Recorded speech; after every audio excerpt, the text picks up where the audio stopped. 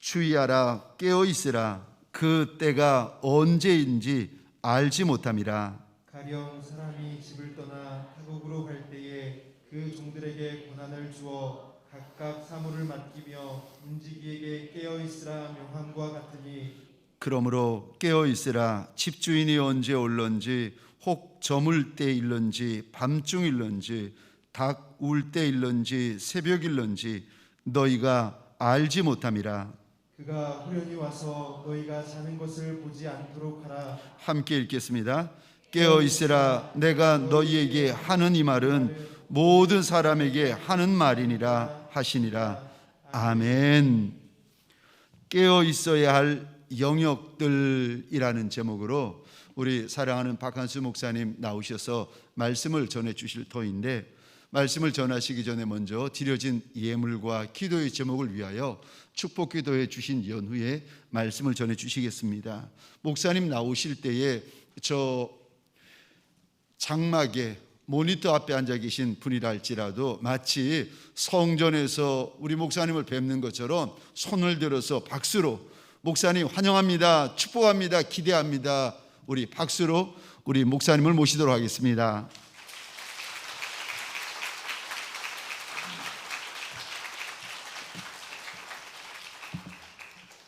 자, 드린 예물을 위해서 기도하겠습니다.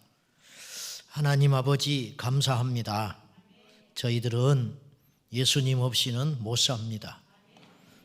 저희들은 눈에 보이는 것을 믿는 사람이 아니고 눈에 보이지 않지만 우리 인생을 좌우할 뿐만 아니라 죽은 후의 삶과 한 나라의 흥망성쇠를 좌우하는 시간까지 조정하시는 그 하나님의 능력을 믿습니다.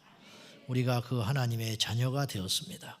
이 시간에 그 놀라운 복을 받아 은혜의 자리에 왔으니 이 밤에도 저희를 만나주시고 말씀하여 주시옵소서. 이 성회날 하나님 앞에 귀한 예물과 정성을 드리는 손길을 기억하여 주시고 아버지의 뜻대로 복을 주시며 하나님께서 책임지는 소유된 백성 삼아 주옵소서. 감사합니다. 부족한 종 예수님의 이름으로 간절히 축복하며 기도하옵나이다. 아멘. 자, 할렐루야. 예수님을 믿는 우리는 이런 무언의 압박을 많이 받고 살아요. 깨어 있어야 한다. 근데 깨어 있다는 말이 뭐냐? 잠을 자지 않는다, 그런 뜻은 아니에요. 그 정도는 우리가 알 수 있어요. 문자적으로 잠자지 말고 항상 두 눈 부릅뜨고 있거라, 그런 말은 아니죠. 그거는 어린아이도 알 수 있죠. 진정으로 깨어 있다라는 말은 뭐냐? 그리고 특별한 그리스도인이 아니고 예수님 만난 평범한 그리스도인이라면 다 그 정도는 알고 있어요. 깨어 있어야 한다고 알고 있는데 문제는 이 말의 의미를 우리가 자꾸 잊어버리고 산다는 거예요. 잊어버리고. 자, 예수님이 오늘 본문에도 역시 주의하라, 깨어 있으라 그렇게 말하셨는데 무슨 의미로 이런 말을 하셨고 깨어 있으라는 말씀을 듣는 우리는 과연 이걸 어떻게 받아들여야 되는가, 이걸 좀 고민을 해봐야 됩니다. 이 깨어 있으라는 말은 첫째 의미로 깨달으라 그런 말입니다. 깨달으라. 여러분, 알미라는 건 굉장히 중요합니다. 모르면 망해요. 모르는 게 소편하지, 그것은 그 문제를 회피하는 것이지 본질적으로 그 문제를 극복하고 이겨내기 위해서는 아는 것이 제일 중요합니다. 아는 것, 아는 것부터 시작되는 거예요. 미국에서 실제로 있었던 일인데 그 안다는 게 얼마나 중요한지 저도 모르는 게 많아요. 모르기 때문에 누리지 못하는 것도 많습니다. 여러분, 전자제품 사놓고 핸드폰 여러분 바꿔놓고 몇 프로나 쓰는지 아세요? 핸드폰 뭐 디자인이 구려서 또 뭐 낡아서 또 2년 만에 한 번씩 바꿨어요. 근데 새 핸드폰에 기능이 뭐가 있는지 아세요? 전화 받는 게 다야. 전화 받고 문자 보내고 뭐 이런 거 카톡 보고. 그럼 그전 핸드폰하고 똑같아요. 뭐 몇만 화소로 뭐 카메라가 좋아졌니 어찌니 그 뭐 큰 차이도 없어요. 근데 그 사용 설명서를 잘 보면 사실은 엄청난 기능들이 많은데 귀찮아서도 몰라. 그냥 복잡하다는 거야. 설명해 주려고 그러면 됐어.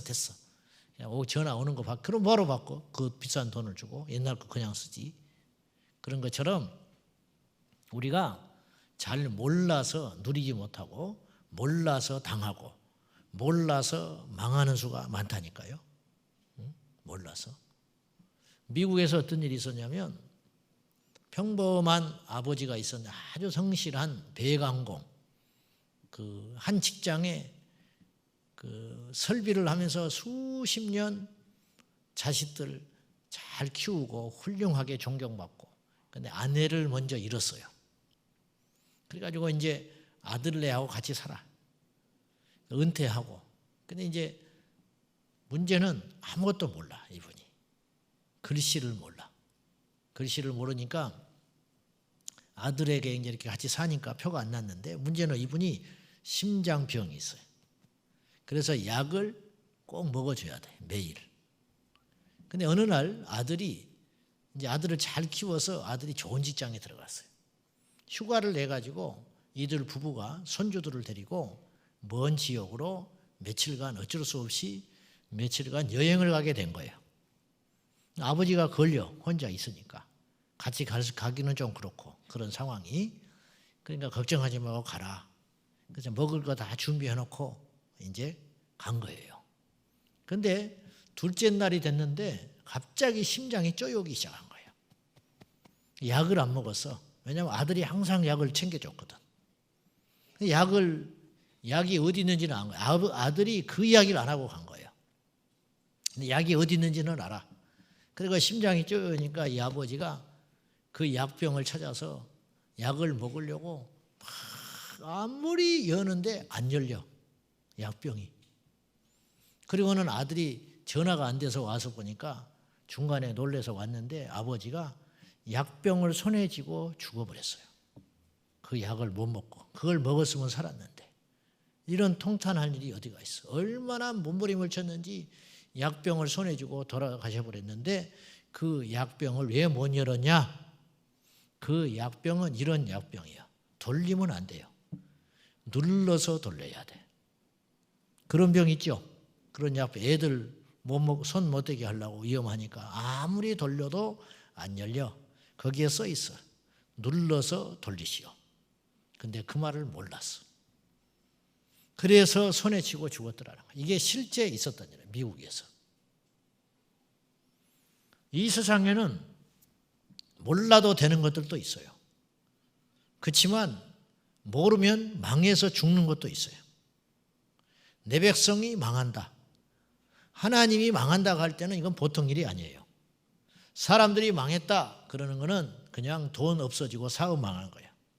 가정에 실패 온 거야. 근데 하나님이 망했다는 건 지옥 간다는 뜻이에요. 그 인생이 끝장났다는 거예요. 무슨 말인지 아시죠?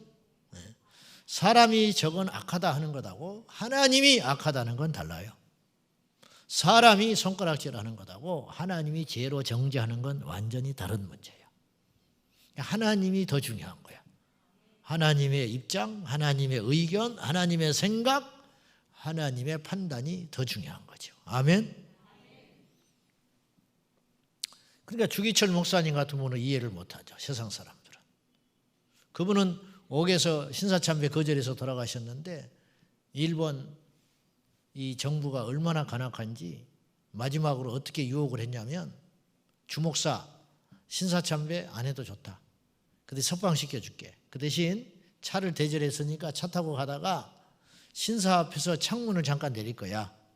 그러니까 안 내려도 돼. 그냥 차 속에서 고개만 한번 까딱해. 그러면 보내줄게. 그런데 주기철 목사님은 그거 거부했어요. 제가 그 이야기를 듣고 내 스스로에게 생각을 해봤어. 나는 그렇게 거절할 수 있을까? 나가서 절하라는 것도 아니에요. 처음에는 그렇게 요구했지만 주 목사님이 단호하게 결단을 하니까 나중에 차 대절해 놨으니까 창문 내리고 거기서 아무도 안 보니까 고개만 한번 끄덕거려라. 그래도 이분이 거절했다는 거예요. 이것이 하나님이 볼 때는 의로운 것이죠. 자, 다시 돌아가서 몰라서도 우리는 져요. 성령을 모릅니다. 그러니까 방언하는 사람은 이해 못하는 거예요. 선교를 이해를 못해요. 그러니까 왜 좋은 직장 다니다가 선교 갔냐고 그래요. 하나님의 질서를 몰라요. 그래서 교회에서 까불어. 여러분, 이게 성구잖아요. 이게 하나님께 드려지기 전에는 아무것도 아니에요. 근데 하나님께 구분하여 드리면 이건 다른 거예요. 하나님께 들려지는 거는 내 백성이 지식이 없어 망해요. 하나님 무서운 줄을 몰라. 지금 이 시대의 문제는 저는 그렇게 봐요. 온 성도들이 하나님 무서운 줄을 몰라. 그래서 하나님을 경외하지 않아요. 성찬식 하면 제가 옛날에 그런 것도 봤는데 부교육자 때 성찬위원이 돼가지고 유아시대를 들어갔더니 엄마가 성찬 떡을 딱 먹었는데 애가 막 울어요. 주라고. 순식간에 일어난 일이야.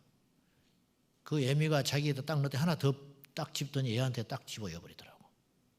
순간에. 우리나라 수준이 그 정도 수준이야. 성도가. 그게 뭔지를 몰라. 그게. 유아실에 앉아가지고 애들이 성경책을 집어 던지고 찍고 난리를 해요. 근데 성경책 찢는 거는 관심도 없어. 지 새끼 넘어지고 다칠까 봐 그것만 온통 관심을 두고 있어. 거기에 무슨 성령의 역사가 있습니까? 거기에. 지금 하나님을 경외하지 않는 그런 일들이 이 땅에 너무 많이 일어나고 있어요. 그래서 무기력해. 그러니까 능력이 안 나타나는 거야. 귀신이 안 나가. 불이 안 떨어져. 회개가 안 일어나요. 보세요. 다는 그러시지 않겠지만 군대에서 말이죠. 내 친구들도 군복이 많이 있었어요. 지금 뭐 거의 나이 차니까 이제 제대하고 그러는데 사단장이 예수 믿는 사람이 오면 교회가 부흥을 해요. 무슨 말인지 아시죠? 사단장이 예수 믿는 장로님이나 집사님이 오면 부대원들이 사단장 눈도장 찍으려고 교회를 너나 할 것 없이 온다니까요. 그냥 있어도 부흥해. 근데 사단장이 바뀌었어. 불교신자가 와버렸어. 그 사단장 부인이 아주 골수 불교신자야. 그러면 그때부터는 이제 절간이 넘쳐나. 이제 군 절간이. 교회는 반쪽 나버려. 교회는. 사람 채우라고 그래. 세례 줘야 된다고. 동원해가지고 초코파이 준다고 온갖 다 해가지고 이제 막 가득 채워놔요. 제가 가끔 우리 교회에서 기가 막힌 일이 있는데 세례를 줘야 되잖아요. 근데 세례를 신청했는데 자기가 세례를 받았는지 안 받았는지 모르겠다는 거예요. 자기가 받은 것 같기도 하고 안 받은 것 같기도 한다는 거예요. 군대에 가서. 그래서 그냥 확인 차원에서 한 번 더 받고 싶대. 이 정도 수준이에요. 지금 우리 교회가. 그러니까 뭘 하나님을 경외하겠습니까? 끼득끼득하고 뒤에서 앉아있지. 세례 받을 때. 쪼꼬파이 먹었냐? 교회 왜 갔냐? 아니 뭐 오라고 그래서 갔네. 그리고 끝나고 나가서 담배 피우고 가는 거야. 세례 받고. 짜증나. 아니면 오늘 하루 그냥 교회 가서 쉬었다 온다고 하고. 그래가지고 이제 문제는 지휘관이 교회 집사님이요. 그러면 주일 예배가 11시죠. 11시 예를 들면. 근데 11시가 됐는데 예배를 드려야 돼요. 근데 아직 주님은 오셨는데 사단장님이 안 오셨어. 그러니까 예배를 시작을 못해. 네? 왜? 사단장이 안 왔는데 예배 시작했다가 사단장이 불쾌하게 생각하면 안 되는 거예요. 그러니까 뭐라고 그러냐면 찬송이나 한 장 합시다 그래. 찬송 한 장 합시다. 찬송은 그렇게 부르라고 부르는 찬송이 아니에요. 준비 찬송이라는 말은 성경에도 없는 말이에요. 무슨 준비 찬송을 해. 우리가 그런 실수들을 너무 많이 하는 거예요. 회의하기 전에 자 왔어요? 아직 안 왔네요. 찬송이나 한 장 합시다 이런다고. 찬송을 그렇게 부르라고 하나님이 주신 찬송인 줄 아세요? 그러니 무슨 불이 떨어집니까? 그러니 무슨 은혜가 있습니까? 그러니 무슨 회개가 있습니까? 이 지경이 된 거예요. 근데 이제 그런 일들이 왜 자행되고 있냐면 몰라서 그러는 거예요. 몰라서. 내 백성이 지식이 없어 망한다. 질서 없어요. 방송실에서 나는 그래서 이제 우리 교회에서도 단호하게 그걸 제가 이야기하는데 방송실에서 예배 시간에 노닥거리고 있다. 그러기만 해보라 그래. 그러니까 때우려고 하는 사람이 있어. 교사들. 예배를 안 드려요. 우리는 없어. 그랬다가 내가 용납을 안 하니까. 그러니까 어른 예배를 드리고 교회 학교 가서 또 예배 봉사 드리려면 2번 드리려면 힘들잖아. 그러니까 어른 예배를 안 들어와 버려요. 그냥 교회 학교 가서 예배 드리는 걸로 자기 주일 지키는 거예요. 그런 사람은 교사하면 안 돼요. 방송실에 봉사한다 합시고 주일날 와가지고 본당에 들어오지도 않고 방송실로 그냥 쑥 들어가요. 그래 앉아가지고 PPT 넘기고 옆에 노닥거리고 차 마시고 예배 시간인데 그리고 가는 거야. 그렇게 한 5년 10년 하면요 그 사람은 영이 죽어버리는 거예요. 빨리 나와야 돼. 방송실에 있으면 안 돼요. 그래서 이제 저는 철칙이 방송실에 봉사하려면 일부에 봉사를 한다 그러면 1부에 와서 방송실 봉사하고 2부 예배 드리고 가는 거예요. 2부 방송실 봉사한다. 그러면 1부 예배를 드려야 돼. 3부를 드리든지. 그러니까 자기 예배를 드리고 나서 남는 시간에 들어가서 봉사해라. 그것이 예배자다. 우리는 봉사자가 아니에요. 예배자야 하나님 앞에. 봉사 때문에 예배를 못 드리면 그건 망하는 거예요. 교회 학교 교사들 그래가지고 자기 예배 안 드리고 봉사하는 걸로 때운다? 애들이 뭘 배우겠어요? 사람이라는 건요, 영이라는 건 흐릅니다.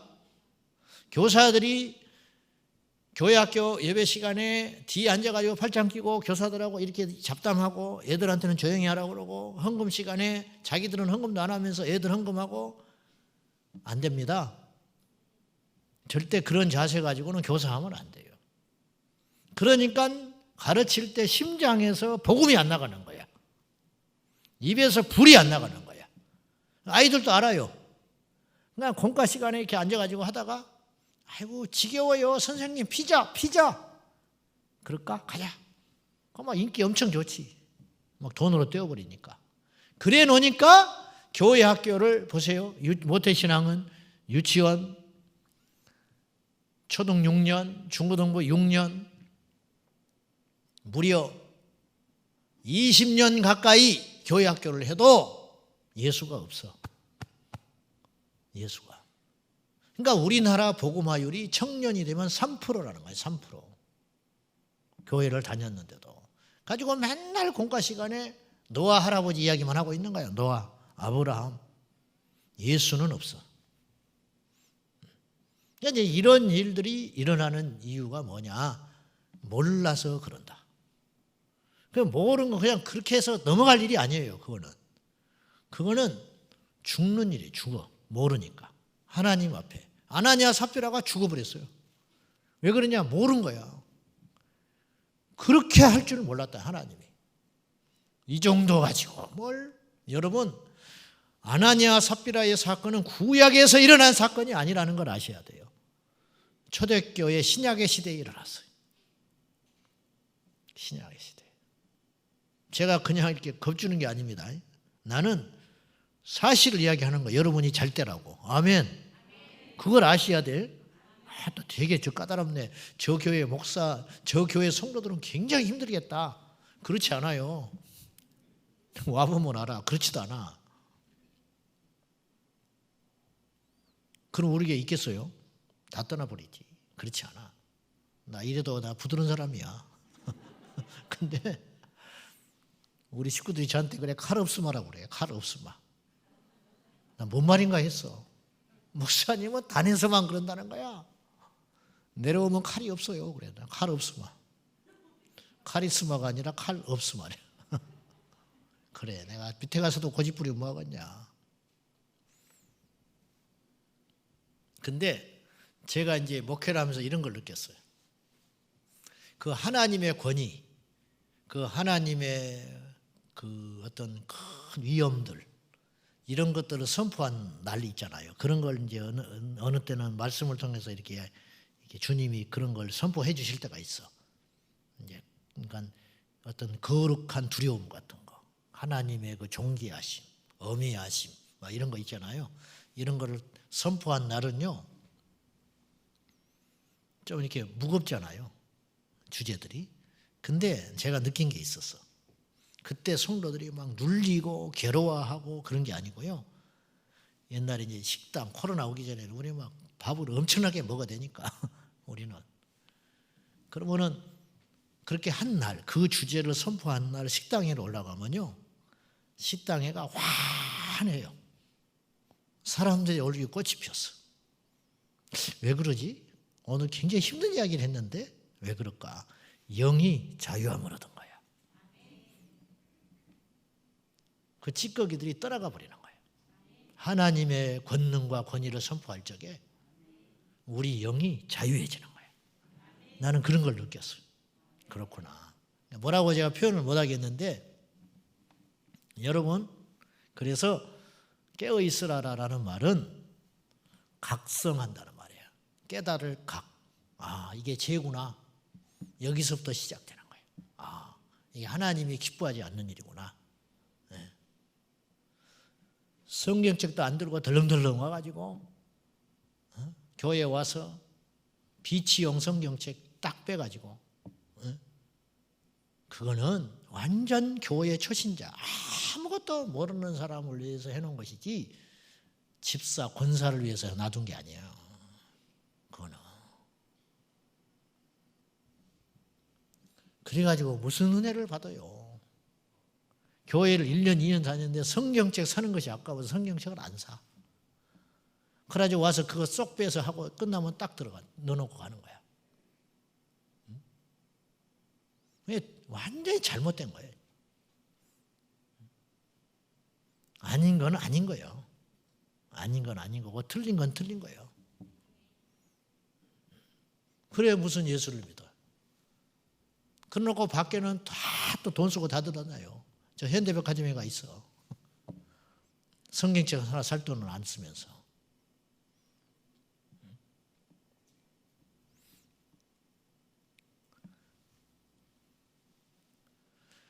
자, 깨어 있다라는 말은 깨닫는다는 말이에요. 무엇을 해야 할 때인가? 하나님이 어떤 분인가? 얼마나 높고 지존하시고 크신 분인가? 내 백성이 지식이 없어 망한다. 무식한 귀신은 부적도 모른다는 말이 있잖아요.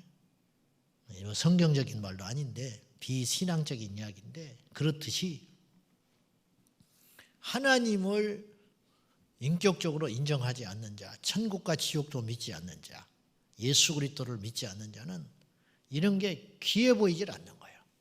이런 거, 하나님에게 속한 영역들, 막 이런 거.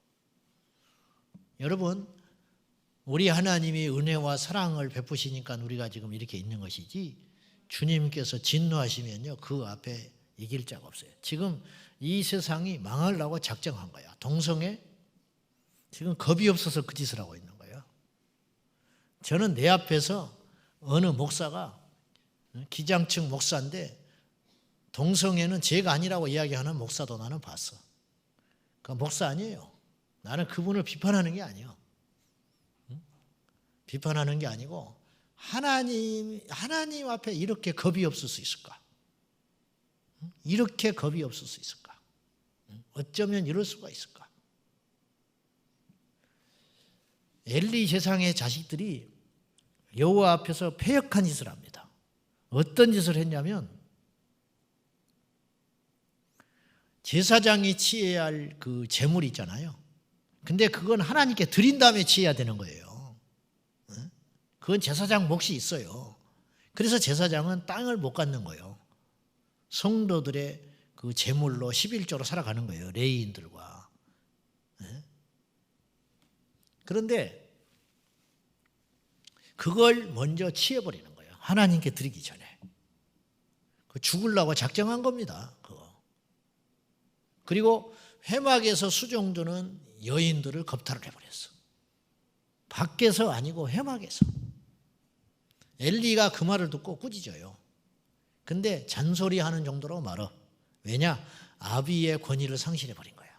제사장의 권위가 없어. 하나님의 영이 떠나버린 사람이야. 그냥 이름만 제사장이야. 이름만. 그때 하나님의 심정이 어땠을까? 자식들은 패역하고 그리고 엘리가 꾸짖어. 소문이 좋지 않다. 근데 성경에 보면 그 자식들이 아버지의 말을 안 들어요. 그는 안 듣는 이유가 뭐냐? 무서운 말이 써 있어. 여호와께서 그들을 죽이기로 작정하셨습니다. 하나님이 죽여버리려고 마음먹었기 때문에 회개를 못하는 거예요. 이게 얼마나 무서운 일인지 아세요? 이게 제일 무서운 일은요, 고생하는 게 아니에요. 이렇게 무슨 징계를 받는 게 아니에요. 정말 무서운 건요, 하나님이 놔둬버리는 거예요.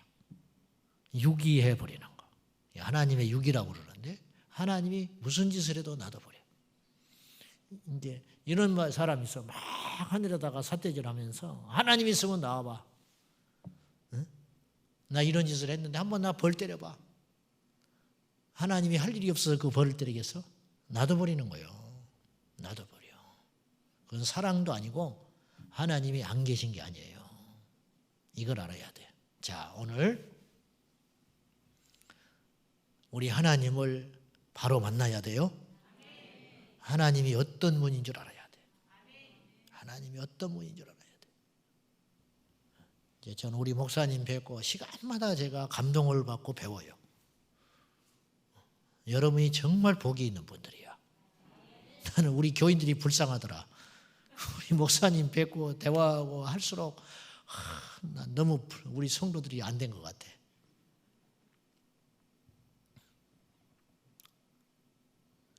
물고기가요, 물속에 있을 때는 자기가 물속에 있는지를 몰라.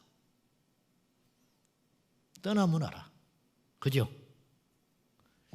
여러분은 이 동안교회가 얼마나 복받고 좋은 교회인지를 모를 수 있어. 그렇지 않아요. 너무 귀한 교회야.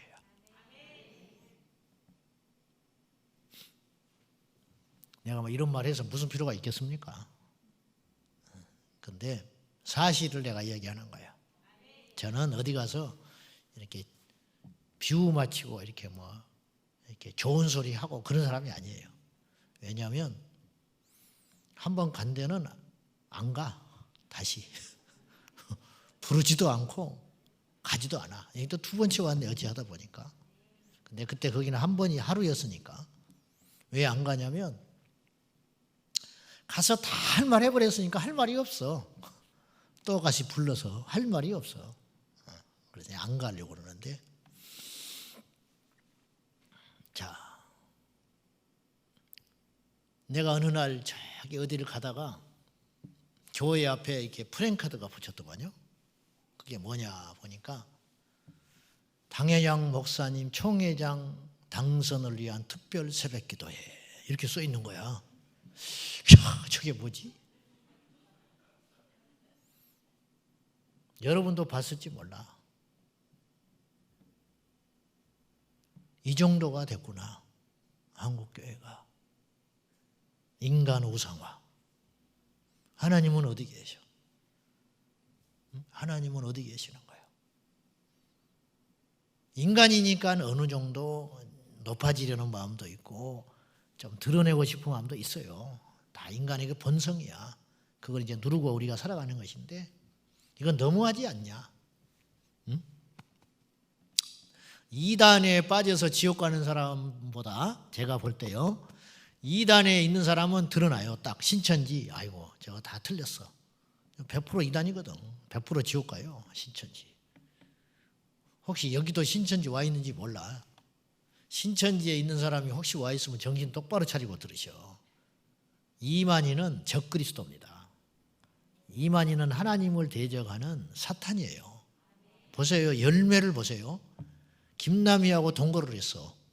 그 사람이 어찌 그 사람이, 그거는 평범한 사람만도 못한 거예요. 도덕이. 그런 사람이 성경을 풀어준다고 그것이 진리라고 듣고 앉아 있어요? 응? 열매를 보면 알지. 열매를. 어찌 신천지에 빠진 사람이 가정을 버리고 부모를 대적하고 애들이 집을 떠나가지고 거기서 합수생활을 하고 비참하게 살고, 그게 하나님이 원하시는 것이라 생각하세요? 뭐 교리니 뭐 그걸 떠나서 말장난하지 말고, 그거야 얼마든지 말을 할 수 있어요. 뭐 비유풀이하고 뭐 어쩌고 저쩌고 처음 듣는 말씀이라고. 이제야 진리를 찾았다고. 이제야 진리를 찾은 게 아니라 이제서 지옥을 찾은 거야. 멍청한 인간들이. 그러니까 분명히 들으셔. 열매가 아닌 거예요. 열매가. 보세요. 총회장 당선을 위해서 특별 새벽 기도를 어떻게 할 수 있어? 하나님은 어디 계시는데? 그런데 그런 일이 왜 일어나냐면 몰라서 그러네. 몰라서. 망한 거예요. 망한 거야. 그 뭐 아무리 사람이 많이 모이고 뭐 국회의원이 그게 뭐 몇 명 있고 아무 필요가 없는 거예요. 그게 무슨 필요가 있어요? 하나님 앞에. 뭐 재정이 넘쳐나고 뭐 땅이 어쩌고 뭐 기도, 그 무슨 필요가 있어요? 하나님 앞에. 그게 초대교회가 그거부터 했나요? 아니에요. 그건 수단인 거예요. 영원이 먼저야. 영원. 자, 기억하셔야 돼요. 깨어있다라는 말은 각성한다는 말이에요. 각성. 그렇구나. 내가 잘못됐다. 내가 이대로 가면 지옥 가겠다. 딱 깨닫는 거예요. 이번 부흥회 때 여러분이 은혜를 받았다. 또 부흥회는 할 때가 문제가 아니에요. 끝난 다음이 중요한 거예요. 그때부터 부흥회 바람이 불고 40일 금식을 하잖아요. 저는 안 해봤는데 40일 금식 안 한 사람 이런 말 하니까 좀 그러네. 저는 일주일은 해봤어. 죽었다 살아났어. 그래서 나는 안 되는구나. 도저히 안 되는구나. 어쨌든 그랬는데 뼈가 쑤셔서 못 있겠더라고. 잠도 안 오고. 내일이 마지막 끝나는 날이야. 나는 얘 인생에서 그렇게 긴 밤은 처음 지내봤어. 와, 시간이 안 가는데 어마어마하게 안 가버리더만. 어마어마하게 안 가. 아주 그냥. 어쨌든 그런 일이 있었는데 그 금식하는 동안엔 기도가 도저히 안 돼요. 뭐 힘이 있어야 기도를 하지. 그래서 목사님들하고 같이 갔는데 전부 김밥처럼 누워있는 거야. 김밥이야, 김밥. 산에 가서 기도를 해야 되는데 못해. 이 배가 땡겨가지고. 그래서 전부 누워가지고 또 짓궂게 그 거참 목사님이 우리에게 시켜. 그동안 먹었던 것 중에 제일 맛있는 거 하나씩 이야기를 하래. 어떤 분이 이야기를 하는데 기가 막히게 이야기를 하더만. 감 그 홍시 있잖아요. 그걸 냉장고에 넣어놨다가 빼가지고 한 2-3시간 놔둬야 된대. 그러면은 살짝 풀어진대. 그걸 껍질을 싹 벗겨가지고 이걸 한 입에 딱 물면 기가 막히다는 거야. 솔직히 그 말을 해. 그게 막 더 죽겠는 거야 아마. 그 말 듣고 나니까 막 삼겹살 먹어. 나는 삼겹살이 그렇게 먹고 싶더라고. 쌈에다가 삼겹살 하나 올려가지고 먹었으면 여한이 없겠어. 매운 청양고추 하나 넣어가지고 막 금식하는 내내 삼겹살만 생각을 했어. 예수님 어디 가버리고 안 되더라고요 기도가. 근데 금식기도의 능력은 금식기도 끝나고 나서 나타나더만. 40일 금식하는 동안에 절대 기도 못해요. 체력이 떨어졌어요. 끝나고 나서 보식을 하면서 기도하기 시작하는 거예요. 이런 거거든요. 이런 것처럼 부흥회가 끝난 다음에 우리 안에 진짜 부흥의 열매들이 나타나야 돼. 그 부흥의 열매가 나타나야 되는데 그 열매가 나타나는 첫 번째 징후가 뭐냐면 하나님을 경외하는 운동이 일어나는 거예요. 하나님이 살아계시다. 우리 하나님이 이렇게 어마어마하신 분이구나. 여기서부터 신앙이 시작되는 거예요. 그러니까 아이들한테도 그걸 확 심어줘 버려야 돼요. 근데 그게 없어. 그러니까 막 예배당에 막 떠들고 돌아다니고 난리야. 예배 시간에 막 강대상에 올라오고. 절대 그러는 게 아니거든. 자, 두 번째로요, 깨어있다라는 말은 잘 주시해서 보라는 뜻이에요. 지금 어떻게 돌아가고 있는지 세상이. 우리 예수님이 종말에 대한 말세에 대한 이야기를 하셨어요. 말세 예언. 마태복음 24장, 마가복음 13장 이렇게 이야기하셨어요. 이렇게 이야기하시면서 깨어 있으라 그랬단 말이에요. 그 말은 지금 세상이 어떻게 돌아가는지를 봐라. 그리고 예수님이 무슨 말씀을 하셨냐면은 너희가 기상은 잘 구분하면서 하늘이 붉을글 보니까 오늘 날씨가 이렇겠네. 그런 건 잘도 알면서 어찌하여 시대의 표적은 모르느냐. 이렇게 주님이 통탄하셨어요. 지금은 2021년이 아니에요. 이것은 크로노스의 시간이에요. 자연적 시간. 이건 우리에게 별 의미가 없어요. 여러분 보세요. 오늘이 2021년이면 어쩌고 2030년이면 어때? 그건 그냥 사람이 정해놓은 시간에 불과한 거예요. 그래 안 그래? 그건 별 중요한 게 아니고 정말로 중요한 건 내 나이가 몇 살이냐가 중요한 거예요. 그래 안 그래? 올해가 2050년이야. 근데 내가 50살이야. 이게 중요한 것이지. 지금이 2030년이야. 근데 내 나이가 100살이 됐어. 나는 그거 의미 없다라는 거예요. 지금 몇 년이다 뭐다 그게 중요한 게 아니에요. 지금 세상이 어떻게 돌아가느냐를 아는 것이 중요한 것이지 지금 눈에 보이는 거 뭐 이런 것이 중요한 게 아니라는 거예요. 그걸 제대로 파악할 수 있어야 된다. 너희들이 어째서 시대는 이렇게 잘 알면서 집값이 오를지 몰라. 지금 뭐 주식에 투자하면 어떻게 돼야 돼. 비트코인 해야 돼. 뭐 여러분 사생활인데 저는 우리 교회에서 그런 이야기를 해요. 비트코인은 하기만 해보라고 그래. 아주 쫓아내본다고 그래 나는.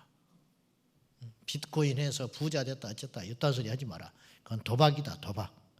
주식 하지 마라 그래. 그래서 우리 교인 중에 주식을 하려고 했다가 내가 그날 또 햇빛 그 소리를 했어요. 가지고 한번 원망 들었네.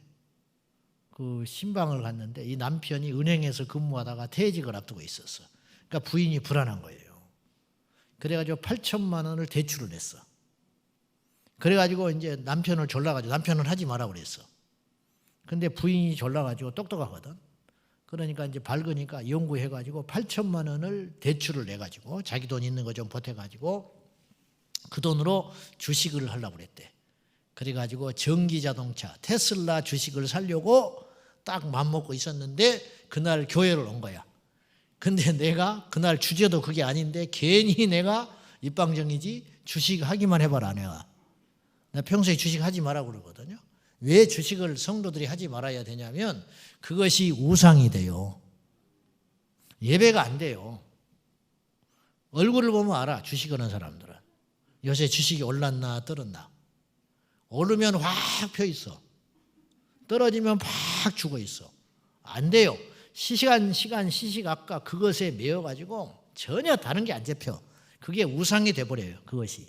그래서 영적으로 해로우니까 하지 마라. 나는 이제 그런 주장인데 근데 이분이 그 말을 듣고는 남편이 찌른 거야. 들었지? 목사님 하지 말라잖아. 그래가지고는 그 말을 하나님 말씀으로 듣고 다시 갚아버리고 안 했어.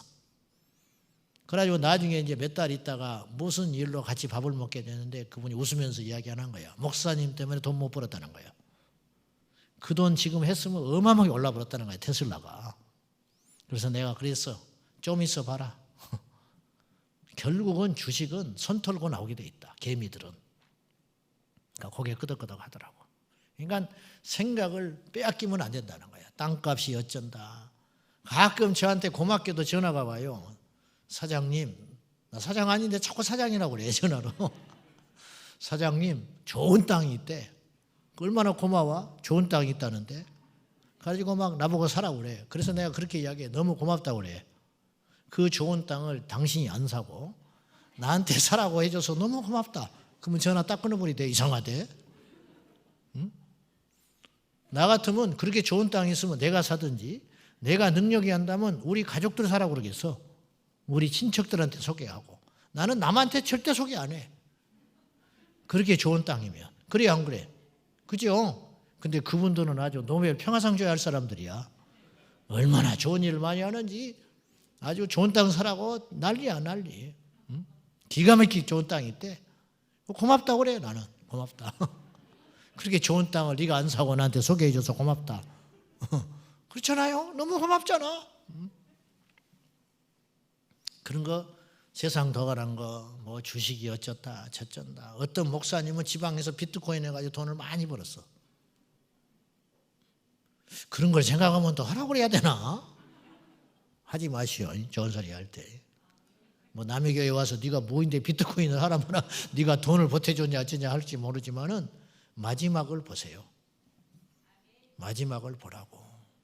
자기가 일한 만큼 소득이 있는 게 복이야. 절대로 허황된 거 쫓아가지 마시오. 아무것도 없어. 예수 잃어버리고 결국은 패가망신하는 거예요. 하나님은 기뻐하지 않아. 그런 거를. 그러니까 이제 그런 거는 몰라도 돼. 뭐 물정 몰라도 돼. 근데 뭘 알아야 되냐면 영적인 눈은 뜨고 있어야 돼. 아, 지금 세상이 이렇게 흘러가는구나. 제가 어느 날 한 10분 차이로 카톡을 동시에 받았어요. 동시에. 어떤 카톡을 받았냐면요. 우리 교회 집사인데 철이 없어. 내가 봐도 철이 없어. 나이만 먹었지. 갑자기 나한테 문자가 하나 온 거야. 내 얼굴에 침 뱉긴데 내가 지금 침 맞을 각오하고 이야기하는 거야. 여러분한테. 요새 코로나라고 또 교회도 2년치 않아. 그래서 지금 어떻게 해버리려다가 지금 내가 참고 있는데 그거밖에 안 되니까. 그런데 미련한 자를 또 훈계하지 마라고 그러더라고 주님이. 그래서 그냥 놔두고 있어요. 돌아오기를 기다리고 있는데 못 알아들으니까 못 알아들어. 목사님들이 보내도 못 알아듣고 내가 전화를 해도 대답뿐이고 안 나와. 코로나 무섭다고 교회를 안 와. 그러니까 그 정도 수준을 가지고 뭘 하겠나. 앞으로 어떤 환란이 올 때 어떻게 이기려고 그러나 나는 이제 걱정이 되지요. 근데 그것도 어느 정도지 내 손을 떠난 것 같아. 그래서 몇 년 전에 저 문자가 띄고 온 거야 나한테.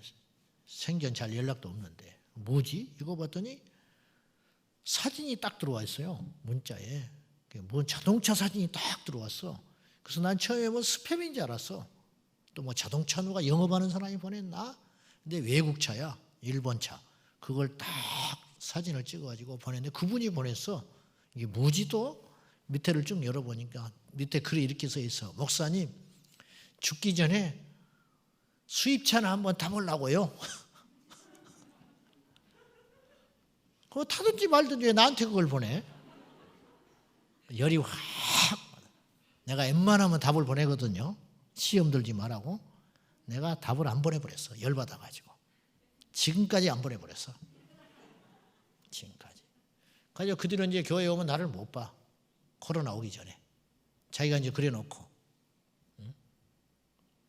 근데 10분 있다가 카톡이 또 삐리리고 왔어. 어디서? 캐나다에 내 아끼는 후배 목사가 있는데 십자가 교회라고 토론토에서 목회하는 신실한 종이 있는데 그분이 나한테 문자를 보냈어. 카톡으로. 이게 뭘까 봤더니 목사님 기도해 주세요. 이게 뭘까 봤더니 캐나다에서 동성애 행진을 하는 거예요. 우리나라처럼 기어축제. 우리나라는 광화문 쪽에서 하잖아요. 시청에서. 캐나다 한복판에서 수십만 명이 기어축제를 하는데 이 목사와 교인들 몇 명만 나가서 반대 피켓을 드는 거예요. 유일하게 이 사람만 들어. 하나님은 당신을 사랑하십니다. 영어로 써가지고. 동성애는 죄악입니다. 그걸 들고 예수 믿으라고 교인들과 함께 이걸 들고 있어요. 살벌하대요. 가지고 뺏겨버리고 피켓 찢어버리고 막 폭행을 당할 직전까지 가고 수십만 명이니까 그런 상황이 해년마다 반복이 됐어요. 근데 올해도 나간다는 거야. 기도해 달라는 거예요. 제가 눈물이 팍 났어. 나는 뭐 하고 있지? 저도 나가요. 그 반대하는데 나가거든요. 기어 축제 하면 제가 반대편에 서서 교인들 동원해 가지고 가서 제가 그거 합니다. 하는데 그 똑같이 10분 차이로 두 개의 카톡을 내가 보면서 어떤 분은 이런 생각을 갖고 살고 어떤 분은 이런 생각을 갖고 산다. 이해됩니까? 무슨 말인지? 똑같이 예수를 믿는데.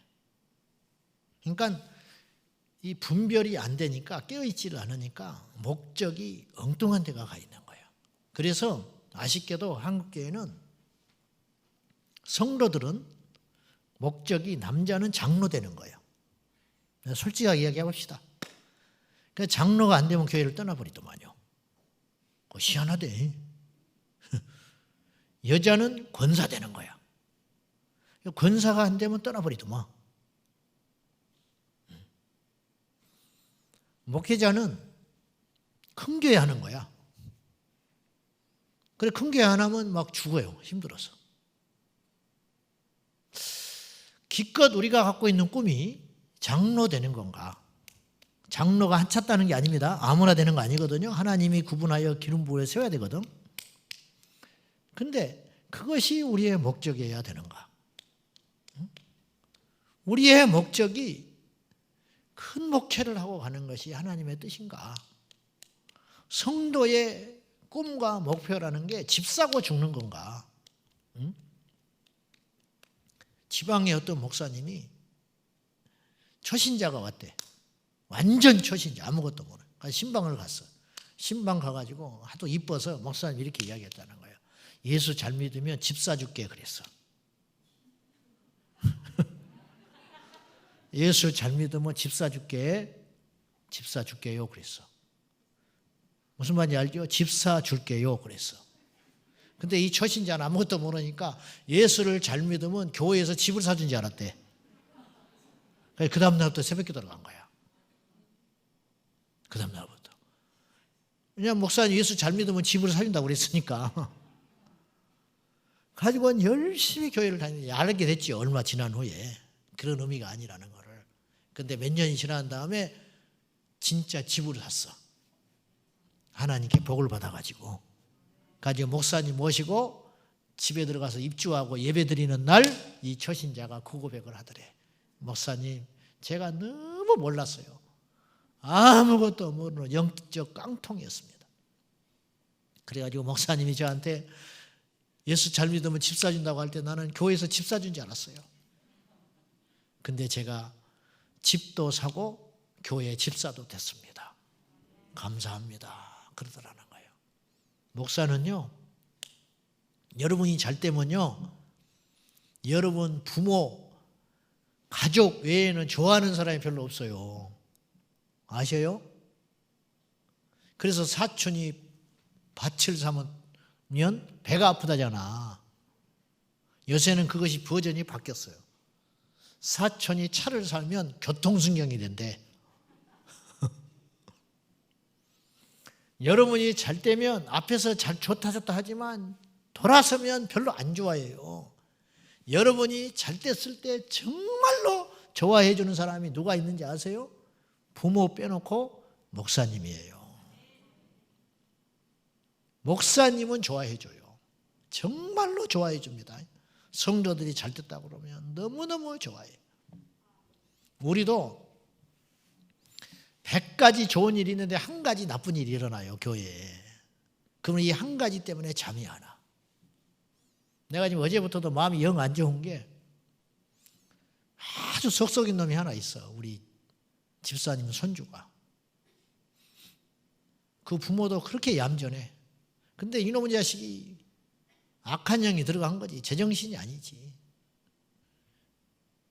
그 부족함이 없는 그 집에서 머리도 좋아요. 근데 이놈이 공부를 안 해. 공부는 이제 포기했어. 가지고 대학도 어찌어찌, 고등학교도 억지로 졸업을 해서 학교를 안 가려고 하는 걸 그냥 어찌어찌 해가지고 떠밀어가지고 겨우 졸업해가지고, 그러니까 지금 한 5년 지금 연단하고 있는 거예요. 이 부모, 할머니까지. 울고 다녀. 그래가지고는 어찌어찌 고등학교 졸업하고, 기본 머리가 있으니까, 원체 집안이 이놈이 머리가 좋으니까 어떻게든 시험 봤는데 자기 하찮은 대학이라도 붙었어요. 그럼 가야 할 거 아니에요. 그것도 시험 보는 날까지 안 간다는 걸 설득하고 조르고 얼려가지고 시험 보고 왔는데 뭐 답 써놓고 엎드려 자버렸대. 근데 어떻게 하다가 이제 요새는 웬만하면 대학을 가니까 가게 됐어. 입학금 내놓고 억지로. 근데 입학금 딱 내놓았는데 얘가 안 간다고 뻗어버리는 거야. 학교 안 간다고 자기가. 가지고 부랴부랴 도저히 못 이겨. 자식 못 이기거든. 그래가지고 부랴부랴 해가지고 다시 등록금 뭐 몇 프로 감하고 돌려받았어. 그래가지고 집에만 있는 거야. 하루 종일. 집에. 핸드폰 사달라. 뭐 해달라. 미쳐버리는 거죠. 자식 그러는 거. 그러더니 얼마 전에는 집을 나갔다고 그러더라고 이놈이. 그래서 영등포인가 어딘가 가가지고 방을 원룸을 100만 원에 30만 원인가 월세를 얻어가지고 배달의 민족 있잖아요. 배민. 그 오토바이 타고 그거 한다고 다닌다는 거야. 멀쩡한 집구석을 놔두고. 가지고 그 집사님이 나를 자꾸 죽으려고 그래. 그래서 그런가 보다 했어. 그랬더니 어떻게 하요? 할 수 없지. 그래서 오토바이를 사줬어. 200만 원짜리 사주고 보험도 들어줬어. 그랬더니 며칠 하다가 사고가 나가지고 다행히 하나도 안 다쳤대. 근데 오토바이는 완전히 그냥 폐차해버린 거야. 없어져 버린 거야. 지 아버지 알면 이제 죽이려고 그러니까 엄마하고 할머니하고 쫓아가가지고 또 수습해주고, 근데 하나도 안 다쳤더래, 다행히. 그래가지고는 또 사달라고 그러더래. 500만 원짜리를 사달라고 그러더래, 오토바이를. 500만 원짜리. 그래서 200만 원짜리 사준다고 그랬대. 그랬더니 얘가 짐을 딱 싸가지고 그 원룸에서 보는 데서 짐 싸서 나가버리더래. 근데 문제는 지금 3일째 전화가 안 된다는 거야. 그래서 중보기도에다 올려놨어. 돌아오기를 위해서 기도해달라고. 전화를 했지. 그때 이 할머니가 이렇게 말을 해요. 목사님, 심장이 뒤틀려요. 이 창자가 뒤틀려요. 내가 하나님 앞에 너무 잘못한 것 같아요. 얘를 그 아들내가 맞벌이를 해가지고 5살 때부터 키웠어. 제가 잘못 키운 것 같아요. 아니요, 집사님. 울어. 나도 울었지. 나도 막 창자가 뒤틀려. 내가 사실은 어제 1시 반에 잠이 깨가지고 한숨을 못 잤어요. 한숨을 못 자고 새벽에 나왔는데 좋은 일이 많거든요, 제게. 성도들이. 근데 어제부터 이제 돌덩어리가 다 달려 있는 거야. 들어오면 연락하시오. 걔가 뭐 다 컸는데 어디 갔겠어. 돈 다 떨어지면 들어오겠지. 오면 연락하세요. 안 와. 지금까지 전화가 없어. 뭔 말하다가 여기까지 와버렸지. 그런 말 하려고 한 게 아닌데. 깨어 있어야 돼. 깨어 있어야 돼. 오늘의 주제는 깨어 있자야. 오늘의 주제는. 자, 무슨 말이냐면 우리가 정신을 못 차리면 하나님을 믿는 게 아니고 내 자신을 믿어요. 그리고 자기 우상에 빠져가지고 나만 좋으면 다 좋은 거예요. 가지고 교회를 다니는 목표가 깨어있지를 않으니까 분별이 안 돼가지고 엉망진창게 되는 거예요. 여러분, 하나님이 우리를 그렇게 시시히 살라고 부른 게 아니야. 너희는 택하신 족속이요, 왕같은 제사장이요, 거룩한 나라요, 나의 소유된 백성이니 이는 왜 그렇게 내가 너희들을 택하고 복을 줬는지 아냐?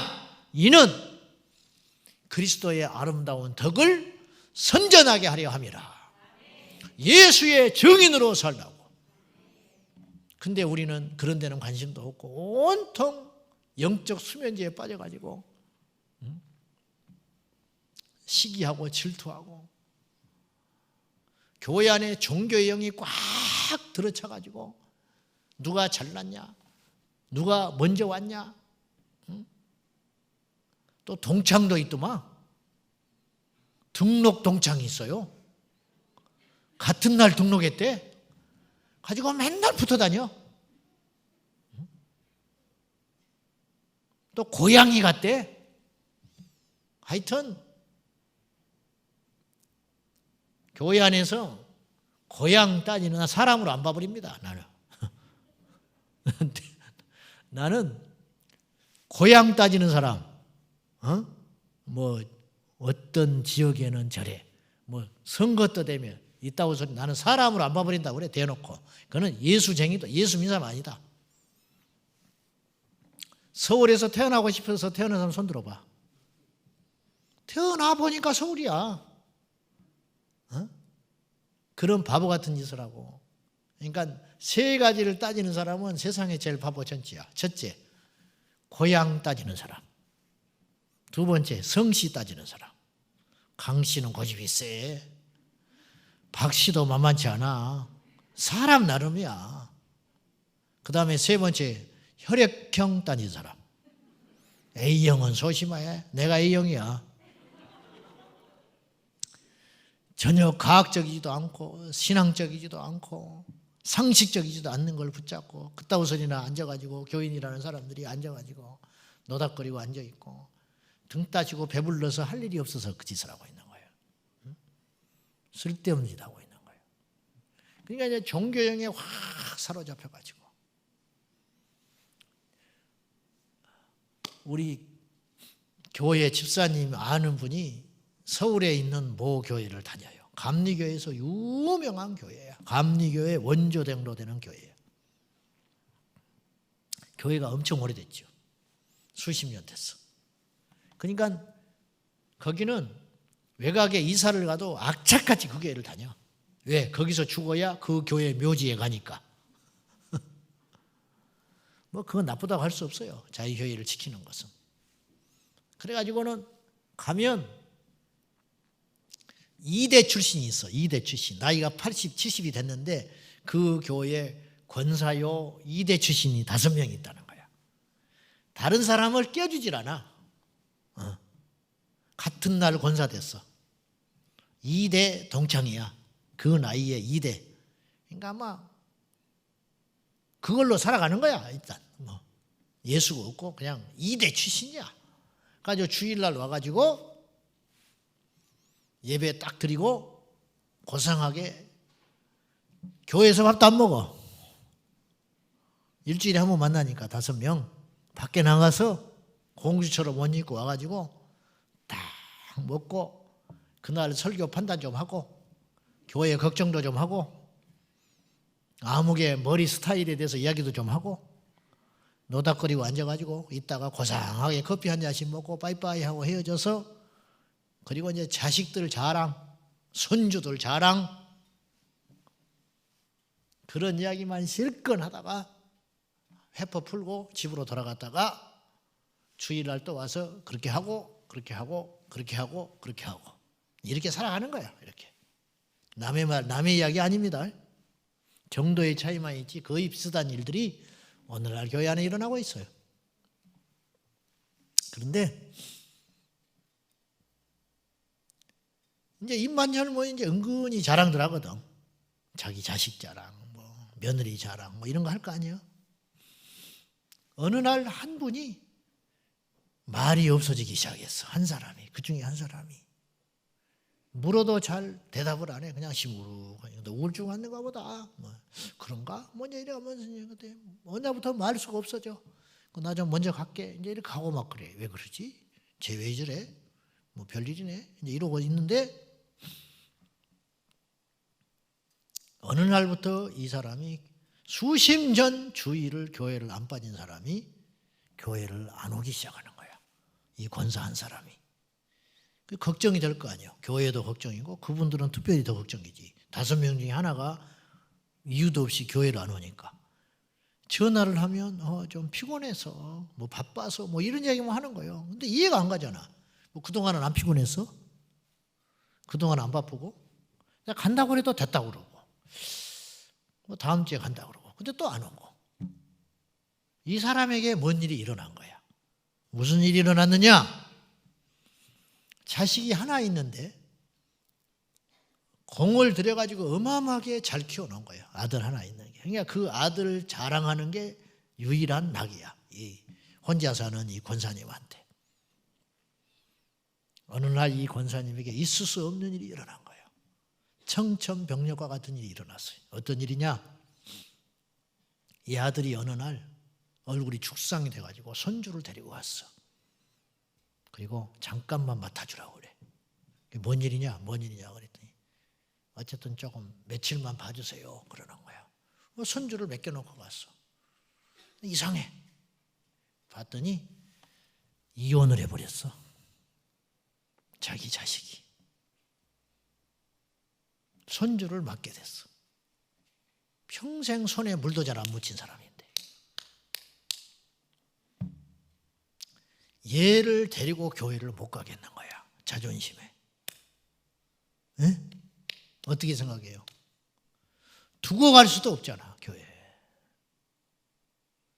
그리고 그때부터 이분이 말이 없어져 버려. 목사님한테도 말 못해. 신방도 못 받아. 이 손주 때문에. 그리고 커튼을 쳐버리고 살기 시작했어. 핸드폰을 안 받기 시작했어. 밖에 와서 누가 문을 두드려도 열어주질 않아. 그런 시간이 계속하던 어느 날 이 교회의 권사가 손주를 끌어안고 아파트에서 뛰어내려 버렸어요.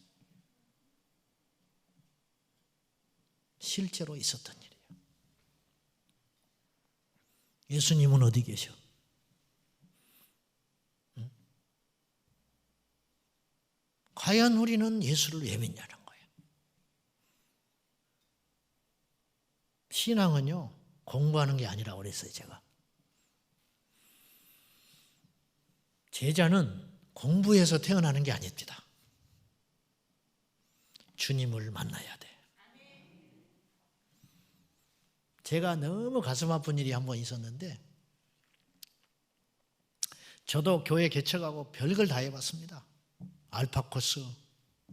제가 칼쌤이나 오카노 목사님 마지막 강의 들은 사람이에요. 내가 사정사정 해가지고 5분 만에 마감돼 버리더만. 5분이 뭐야?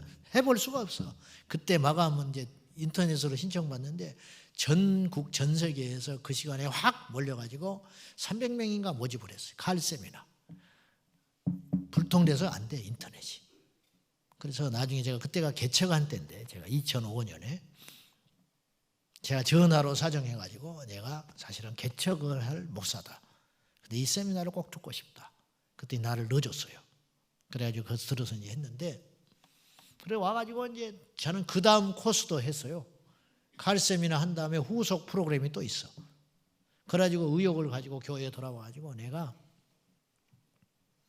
13개 팀을 했어. 죽으려고 환장한 거지. 2명, 1명 맞춰가지고 제자 훈련. 그러고 나니까 내가 몸이 망가져 버리더라고. 별걸 다 해봤어요. 부산에도 내가 쫓아다녀서 2날개 목사님 아시죠? 풍성한 교회 DT12. 근데 DT12를 해봤어 또. 또 잘 안 맞아 나오고. DT12 갖고는 안 되겠더라고. 그래서 G12를 해봤어 또. 안산까지 쫓아다니면서. 그렇게 몸부림을 치면서 제자훈련하고 해봤는데 제자훈련을 한 2년 한 팀을 해봤어요. 계속 올리고 해가지고 마지막. 그럼 제자가 만들어져야 되거든. 그 마지막 날이야. 마지막 날이 딱 됐는데 이제 나누는 거예요, 소감을. 다 변화가 있는 것 같고 뭐 그럴듯했어요. 근데 나하고 함께했던 개척 멤버 안수 집사가 있었어. 나이도 나하고 똑같아. 이 사람이 어쨌냐면 부흥회를 한번 교회에서 했는데 뭐에 꽂혔는지 주일마다 우리 집에 와서 내 신발을 닦아줬어요. 아주 부담스럽더만. 난 원치도 않아 그런 거는. 죽겠어. 주일 아침에 바빠 죽겠는데. 그러니까 은혜는 지가 그렇게 받았다는 거야. 뭐 하나님이 그렇게 하라고 했다는 거예요. 주일날 바빠 죽겠는데 와서 내 신발을 닦아주고 가요. 제발 안 왔으면 좋겠는데 차라리 토요일 날 왔으면 좋겠어. 근데 주일날 아침에 와서 신발을 닦아주고 가요. 마음은 고맙지. 자기 딴으로는 엄청 헌신하는 거야. 무릎을 꿇고 신발을 닦고 가. 나는 부흥회 때 그런 말씀을 들은 적이 없는데 이 사람은 그렇게 들었는지 어쨌든지 그래서 내가 속으로 기도까지 했어. 그만 오게 해달라고. 너무 힘드니까. 그때 한 달 하다 말더라고. 다행히. 그러니까 자기 딴으로는 엄청난 나한테 충성을 하고 희생을 하고 개척 멤버고 열심히 하는 사람이죠. 근데 제자 훈련까지 다 마쳤어. 근데 마지막 시간에 이렇게 이야기하더라고. 저는 목사님이 하라고 그러니까 했습니다. 왜 했는지 모르겠대. 그러니까 다른 사람들이 은혜 받은 간증 막 하고 막 눈물 흘리고 그러는데 이놈이 딱 그 한마디를 해버리니까 얼음장이야. 쫙 식어져 버리는 거야.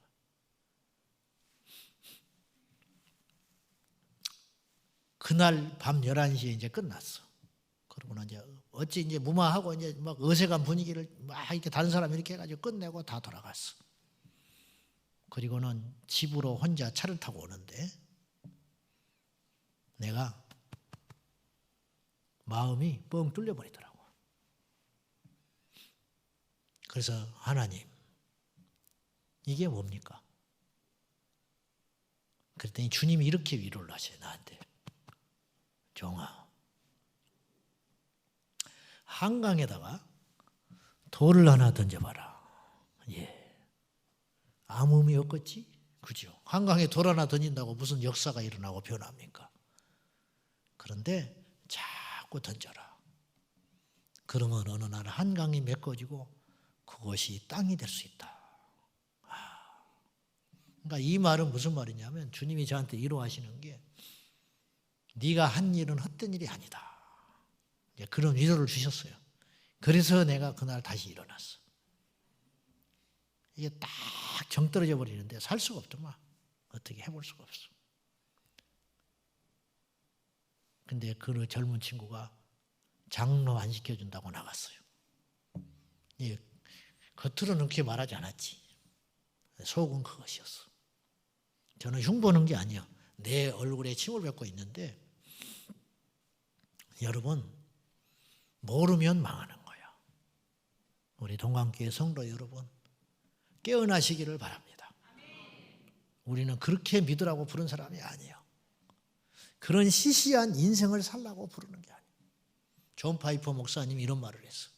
소라껍질 인생이 되지 말아라. 이게 무슨 말이냐면 미국에서 중산층이 제일 원하는 삶이 있어요. 미국에서. 그건 뭐냐? 중산층에 이제 어느 정도 돈도 모아놓고 먹고 살 만한 사람들이 은퇴하고 꿈꾸는 삶이 있다는 거야. 그건 뭐냐? 해변가에 그림 같은 집을 짓고 노후에 돈 걱정 없이 두 부부가 아름다운 집을 줘놓고 자식을 다 출가시키고 나서 해변가를 두 사람이 손을 잡고 걸으면서 소라 껍질 줍는 거. 이것이 미국 중산층이 꿈꾸는 최고의 삶이래. 존 파이퍼 목사님이 눈을 부라리면서 이렇게 이야기했어. 그리스도인들에게 여러분이 갖는 꿈이 겨우 그 정도여야 되겠냐는 거야. 응? 소라 껍질이나 줍다가 죽을 거냐는 거야. 그렇잖아요? 우리가 그렇게 살면 안 돼. 우리가 깨달으셔야 돼. 깨어 있으라는 말은 그래서 분별함과 동시에 각성해야 되고 분별해야 되고 세 번째는 뭘 해야 되냐? 준비해야 돼. 준비. 지금 말세입니다. 말로만 맨날 말세. 여러분 유튜브 듣고 뭐 666표가 어쩌다 정말 그거 다 엉터리 신앙입니다. 엉터리 신앙들이야. 그거 들을 시간에 성경이나 한 구절 읽어. 그거 다 필요 없는 거예요. 그래서 어떡할 건데? 헛바람만 들어가지고 깨어 있어야 한다고. 우리 교회는 왜 안 깨어 있냐고. 니는 뭘 깨어 있는데? 어디서 그따구 소리 나오잖아. 아니 막 그런 거 보내가지고 난리 법석을 떨고 막 어쩌고 저쩌고. 그거 굉장히 깨어 있는 것 같죠. 실상이 없는 거예요. 우리 주님이 그런 걸 원하실 것 같아요? 아니에요. 물론 시대를 분별하고 분명히 파악을 하고 알고 있어야 되지만 그 막 들떠가지고 막 굉장히 무슨 일을 하고 있는 것 같죠. 하나도 건강한 사람이 하나도 없어요. 그런 신앙이죠. 난데없이 어느 날 어떤 사람이 사도신경이 틀렸다고 뭐 셀에서 시비를 걸었대. 이게 무슨 말이냐? 우리가 지금 하고 있는 사도신경이 가짜라는 거야. 그래서 이 사도신경을 하면 안 된다고 그랬다는 거야. 유튜브에 그런 거 돌아다니거든. 응? 사도신경이 변질됐니? 킹제임스 버전 성경이 진짜 성경이지 우리가 읽은 성경은 가짜라느니 어디서 이런 소리만 어디서 듣고 와가지고 또 그렇게 셀에서 입에 거품 물고 막 그런 이야기 하더니 혼자 나가 떨어져가지고 거기 떠나버렸어. 놔두라고 그랬어. 잡지 말고. 놔두라. 어디가 또 어디서 또 몇 달 있다가 또 그러 막 헤매고 다니는 거예요. 진리를 쫓아서. 진리는 먼 데 있는 게 아니에요. 여기에 있는 거예요. 무슨 유튜브 맨날 막 밤낮으로 이어폰 꽂아가지고 설거지 할 때도 그렇고 뭐 할 때도 그렇고 혼자 뭘 아는 것처럼 대단하게 교회 와서는 손가락 하나도 까딱 안 하고 휴지 하나도 안 줍는 사람들이 무슨 대단히 깨어있다고 종말이라고 말세라고 뭐 이러면 안 된다고 어쩐다고 그런 사람들은요 이단의 밥이 되기가 너무 쉬운 거예요. 그런 사람들이. 그래서 그런 사람들이 은혜로 교회니 뭐냐가 신옥준이 어찌니 해가지고 감에다가 도피처 한다고 난리 법석을 떨고 저는 이런 사람도 봤어. 그러니까 깨어있는 것은 그런 게 아니라는 걸 제가 이야기하는 거예요. 반면교사로 삼으세요. 수년 전에 교회를 어떤 사람이 왔는데 한 3, 4개월 있은 다음에 애들을 데려왔더라고. 처음에는 혼자 오고. 근데 애들이 굉장히 어두워 얼굴이. 말이 없고. 그래서 뭐 성격이 그런가 보다. 2-3달 있다가 남편이 왔어요. 그래서 집안이 다 온 거야 우리 교회를. 근데 이제 감사하지요. 자식들도 예수 안 믿다가 교회를 다니다가 떠났대. 근데 왜 떠났는지는 몰라. 그냥 떠난 사람도 있잖아. 자기가 믿음이 없고 바쁘다든지 해서. 근데 다시 우리 교회를 나왔더니 얼마나 감사해. 남편도 등록할 때 말을 들어보니까 자기도 믿다가 떠났다가 수년 만에 다시 우리 교회를 왔다는 거야. 그래서 우리 교회에서 잘 믿겠다고. 너무 감사한 일이잖아요. 너무 좋은 일이잖아. 그래서 이제 잘 신앙생활을 했어요. 그래서 이제 그 여집사님도 처음에 올 때 뭐 깨어있는 교회인 것 같아서 왔다는 거예요. 나는 이런 사람 보면 겁이 나. 깨어있는 교회에서 왔대. 그럼 우리가 잠자는 순간 떠난다는 거거든. 그 사람은. 겁이 나. 그런 사람 보면. 나는 제일 겁난 사람이 이런 사람이야. 나한테 와가지고 목사님 눈이 글썽글썽해 눈물이 글썽글썽해가지고 목사님 변하면 나 교회 떠날 거예요. 그런 사람이 있어.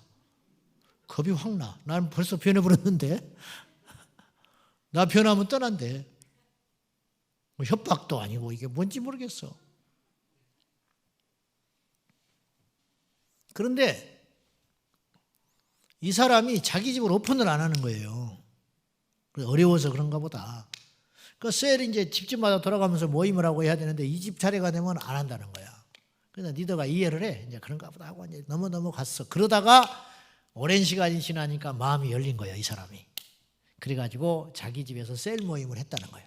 근데 셀 리더가 갔다 와서 깜짝 놀랐다고 나한테 이야기를 하는 거예요. 조심스럽게. 목사님, 건강하지 않는 것 같아요. 그래서 뭔데요? 그랬더니 화장실에 가서 깜짝 놀랐어요. 왜?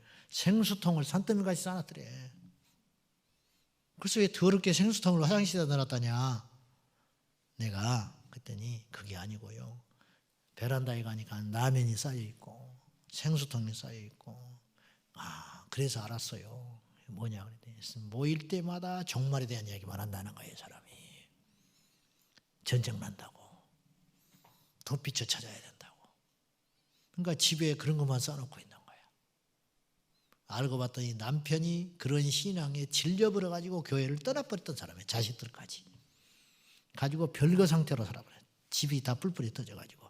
근데 우리 교회에 와서 제가 할 말은 아니지만 저는 삶에 대한 걸 많이 강조하거든요.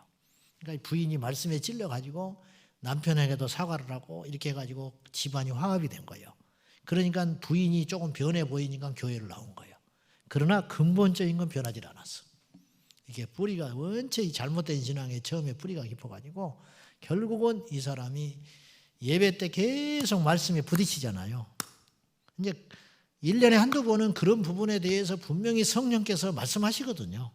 그 잘못된 신앙이라는 거, 왜곡된 거라는 거, 이분이 못 견디는 거야. 말씀이 이게 찔러대니까. 그래가지고 결국은 교회를 떠났어. 또. 그러니까 이게 깨어있는 자세가 아니라는 거예요. 진정으로 깨어있다라고 하는 것은 사재기 하는 것도 아니고 강원도에다가 땅 사놓는 것도 아니에요. 거기 가서 얼마나 버틸 것인데. 조금만 생각을 해보면 알 수 있는 거예요. 답은 그런 곳에 있지 않는 거예요. 우리 주님이 언제 오느냐에 초점을 맞추기 시작하면 그건 10중 8구 2단에 빠져요. 이 징조를 보면 안 돼요. 신앙은 징조를 보는 게 아니에요. 신앙은 말씀을 붙잡는 거예요. 신앙은 약속을 잡는 것이지 하나님의 변치 않는 영원한 약속의 말씀을 붙잡는 것이 믿음이고 신앙이지 이 세상에 돌아가는 것에 눈 돌려가지고 뭐 대통령이 바뀌었다, 미국이 어쩐단다, 백신이 나왔단다 이런 것에 휘말리기 시작하면요 끝도 없어요. 저는요 우리나라 그 구글 부사장들이 전 세계에 여럿 있어요. 근데 우리나라 책임자가 있어요. 부사장. 그 사람이 저를 찾아왔어. 지금 우리나라 지금 현재 기술이 어디까지 발전했냐면 이 부부가 부인은 전도사야. 근데 저를 찾아왔어요. 찾아와가지고 굉장히 실제적인 이야기를 하더만요. 이 사람은 코로나인데 구글은 2배로 재산이 늘었어요. 2배로. 그리고 어느 정도까지 갔냐면 여기 지금 신디사이저 요걸 커즈와일 거 있어요. 이건 야마하네. 근데 커즈와일 신디사이저가 있다고. 왜 커즈와일인지 아세요? 그 신디사이저를 만든 사람이 커즈와일이야. 최초로 미국에 21세기 에디슨이라고 하는 사람이요. 이 사람이 나이 70인가 넘었는데 구글에 들어갔어요. 늦게. 구글에서 스카우트됐어. 이 사람이 꿈꾸는 게 뭐냐면 영생을 누리는 거야. 이 사람은 지상의 천국을 누리는 거야. 이 커즈와일이 얼마나 대단한 사람이냐면 그 전기 자동차를 예언했는데 그대로 나왔고요. 뭐 몇 가지 것들을 예언한 게 다 맞아 떨어졌어요. 그러니까 AI의 등장, 그다음에 가상 공간, AR 뭐 이런 거 수십 년 전에 예언한 거 그대로 다 돼가고 있어요. 이게 천재라고 하거든요. IQ가 165인가 뭐 170인가 된대요. 근데 이 사람이 70줄이 넘었는데 이 사람이 구글에 늦게 들어갔어요. 구글에 들어가서 구글의 기술력과 결합해서 이 사람이 지금 뭘 하려고 그러냐면 이걸 시도를 하고 있어. 근데 지난번에 테슬라의 그 일론 머스크가 그거 뉴스에 나왔어요. 그 어느 정도 지금 가시권에 들어왔는데 원숭이를 컴퓨터로 조종한 거 봤어요? 응? 원숭이 뇌를 조절하는 거 나왔습니다. 그 기술까지 갔어. 그러니까 사람을 컴퓨터로 조종하는 시대가 열린다는 거예요, 곧. 근데 이제 이것이 이제 좋게 쓰면 의료, 바이오와 결합해가지고 인간을 굉장히 윤택하게 할 수 있고, 그 다음에 이 목 부러진다든지 타고난 장애를 가진 분들 있잖아요. 누워있는 분들, 내성마비 환자 이런 분들이 자기의 생각으로 신체를 움직일 수 있는 기술로 나갈 수 있는 첫걸음이 열린 거예요. 그러니까는 이걸 딱 장착하면 이렇게 있다가 손을 들어서 손에다가 명령을 할 수 있어요. 그래서 오른손 들어라 그러면 들어, 오른발 움직여라. 그러니까 머릿속으로 움직여서 이렇게 활동이 가능하는 이제 그것이 시작된다는 거예요. 그것이. 그러니까 뭐냐면 원숭이가 게임을 하는데 이게 키보드로 게임을 한다든지 이게 마우스로 조절을 해서 게임을 한 게 아니고 머릿속으로 생각하면서 게임을 했는데 이것이 움직였어요. 이 기술까지 갔다고 지금. 그러니까 공이 이렇게 오는데 가서 막아라, 올라가라 그러면 바가 올라가서 막고 내려와라, 내려오면 막았어. 그 원숭이 뇌에다가 그걸 심어가지고 하니까 서로 통하는 일이 일어났어요. 이게 획기적인 일입니다. 이제 터미네이터가 곧 돼. 그러니까 요걸 사람에게 접목을 시키면 누워 있어서 그걸 한다는 거야. 저는 약 15, 16년 전에 명지대학교 교수한테 무슨 말을 들었냐면은 커피를 주문하러 가잖아요. 커피. 그러면 보통 이렇게 이게 누르잖아. 뭐 음식점 같은 데 가서 이게 벨 누르면 몇 번 올리고 그러고 예, 찾으셨어요. 그렇게 오잖아요. 근데 그때 15년 전에 어떤 기술이 나왔냐면 가서 누르질 않고 가만히 있어요. 근데 웨이터를 불러 머릿속으로. 그러면 이게 가가지고 웨이터가 쫓아와요. 울려서. 그 기술이 그때 당시 나왔다고 그랬거든요. 그러니까 내 생각으로 저걸 주문해야겠다 그러면 주문하는 그것에 불이 들어오게 돼 있어. 그 기술이 15년 전에 됐다고 그랬어요. 그러니까 이게 이제 결합되기 시작하는 거야. 사물과 인간이 결합되기 시작하는 거예요. 이게. 그래서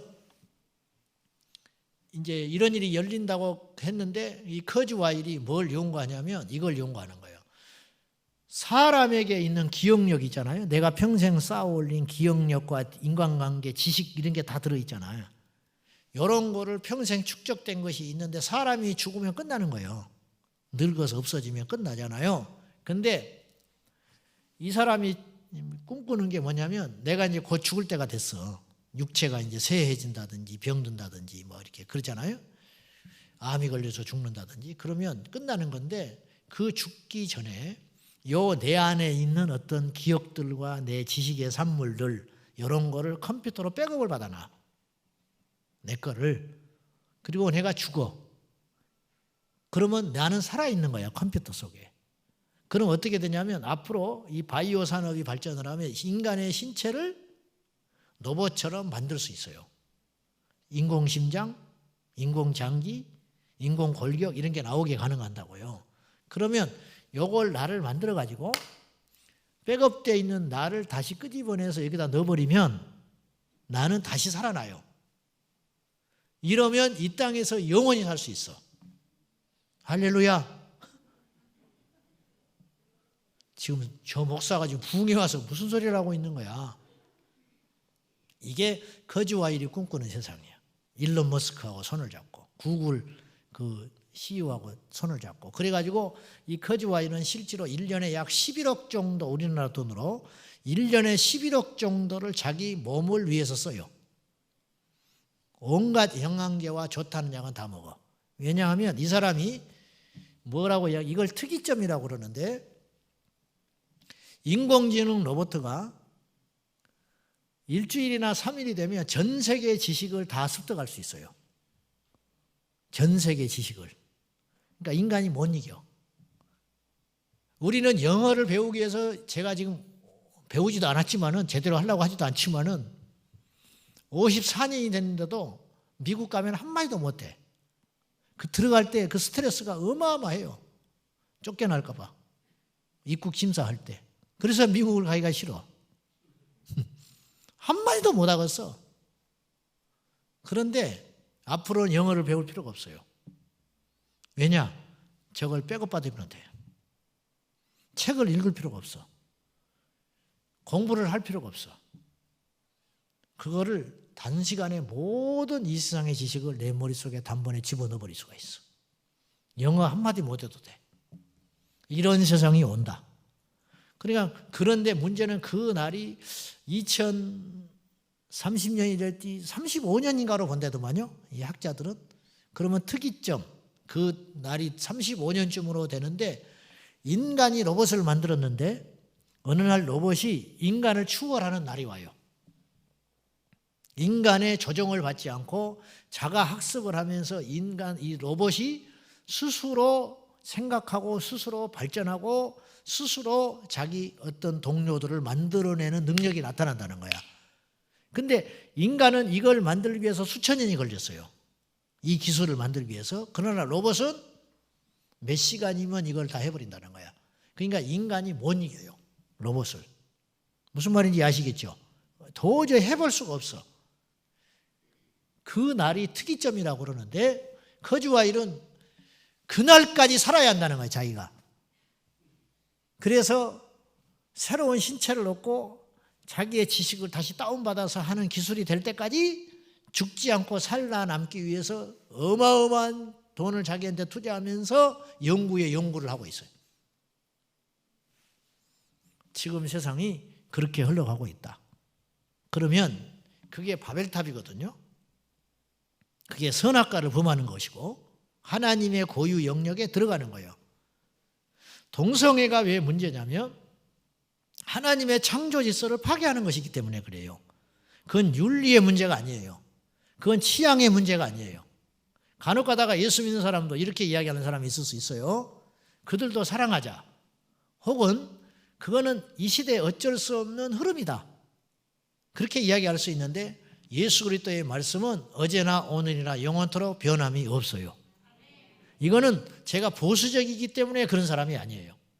제가 답답하기 때문에 이런 소리 하는 게 아니에요. 진리를 지켜야 할 것이 있어요. 지키기 위해서 우리 선조들이 피를 흘렸어요. 지키기 위해서 초대교회 성도들이 순교를 했어요.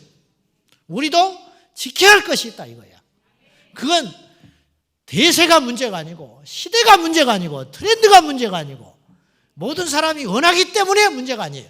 교회는 민주적인 것이 아니에요. 교회는 투표에서 뭘 결정하는 것이 아니에요. 절대로 하나님의 뜻이라면 가는 거예요.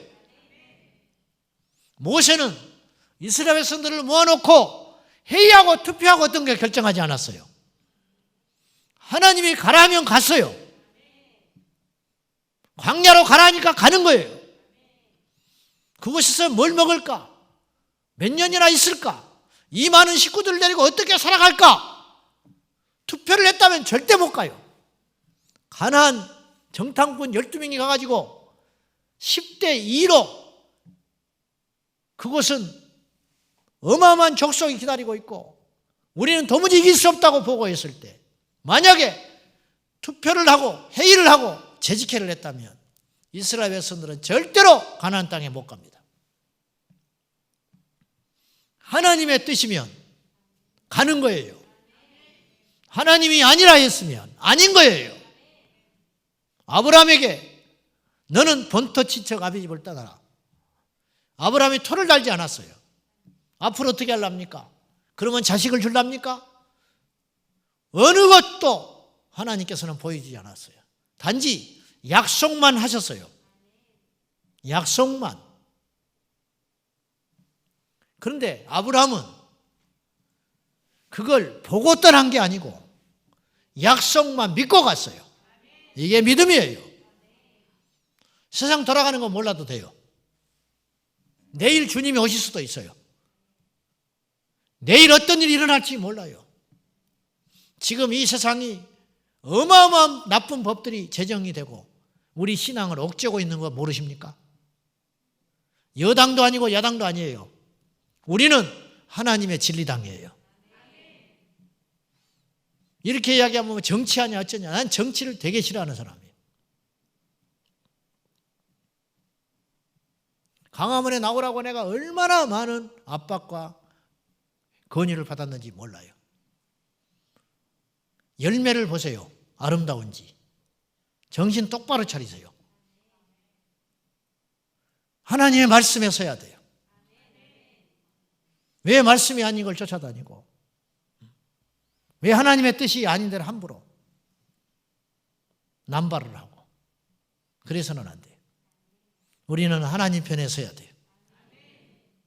근데 하나님 편에 다 선다고 이야기를 해요.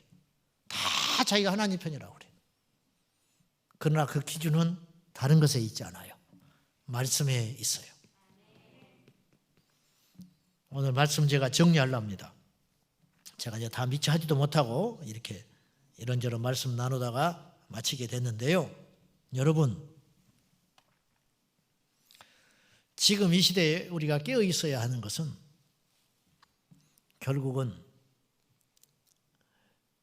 우리 자신이 하나님 앞에 진정한 믿음으로 서 있는지, 고린도서 13장 5절에 너희가 믿음에 있는지 너희 자신을 시험하고 확증해 봐라. 그리고 이 시대를 분별할 수 있어야 돼요. 깨어 있어서 지금이 어떤 때인가. 그러기서 우리의 전략이 나오는 거예요. 뭘 해야 되는가? 뭘 해야 되는가?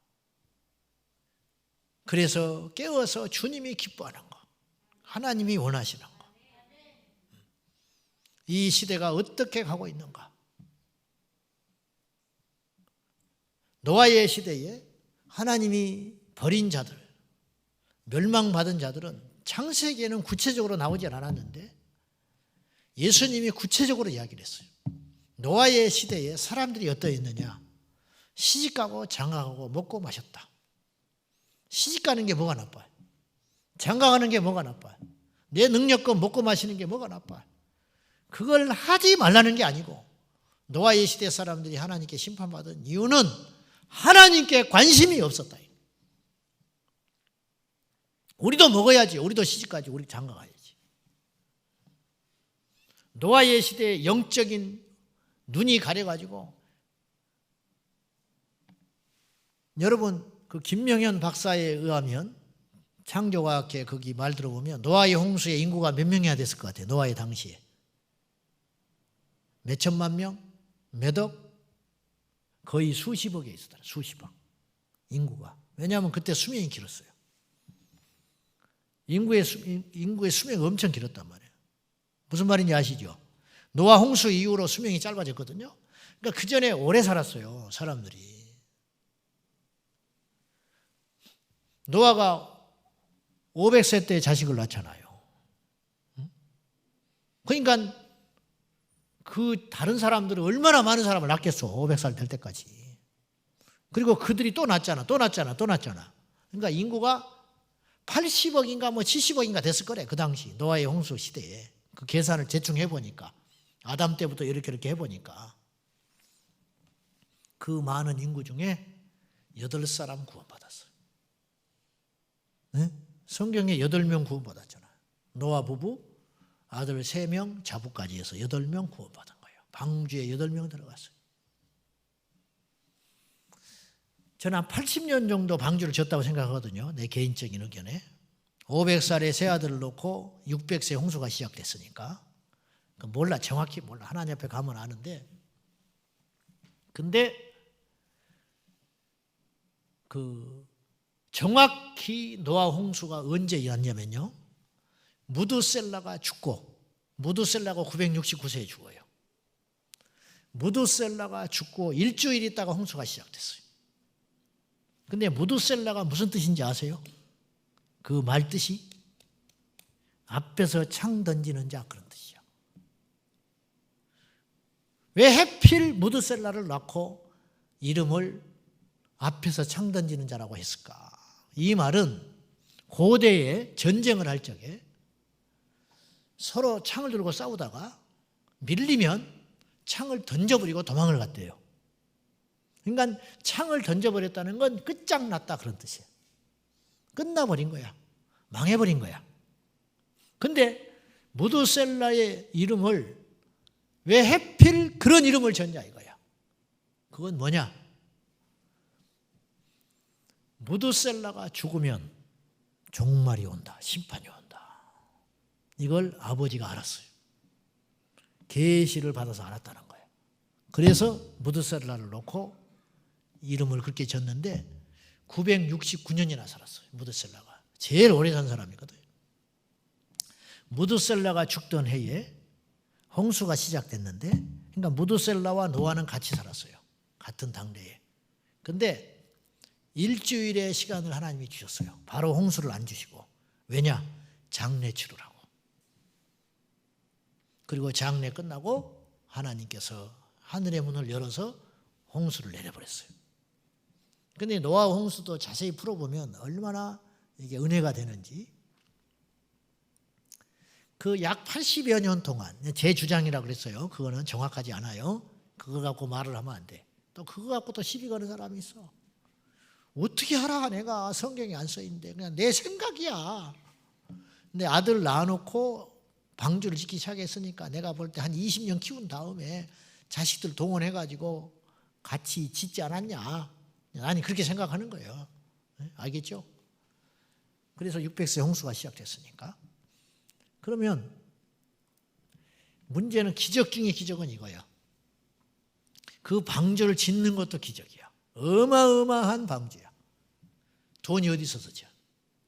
하나님이 지정하신 방법대로 졌어요. 크기, 방법, 규모, 그죠? 근데 그때 기술력으로 그걸 짓는다는 게 엄청난 일인데, 그 방주의 비율이 7:3입니다. 7:3. 우리 생각에는 배를 사각형으로 딱 만들면 안전할 것 같죠? 네. 길쭉 하면 좀 위험하잖아. 휘딱 뒤집어질 수 있잖아. 그래 안 그래? 처음 듣는 이야기죠. 사각 개짝집 이렇게 사각형으로 만들면 더 안전하지 않을까? 비바람이 불어도 이렇게 안 넘어지잖아. 안전 사각형이니까. 근데 왜 7대 3이냐? 그래서 노아 홍수가 사실이라는 거예요. 오늘날 조선 기술에서도 이렇게도 만들어보고도 저렇게도 만들어보고 인류 역사가 배를 안전하게 만들려고 수천 년 동안 노력을 했어요. 그래서 내린 결론이 7대 3이야.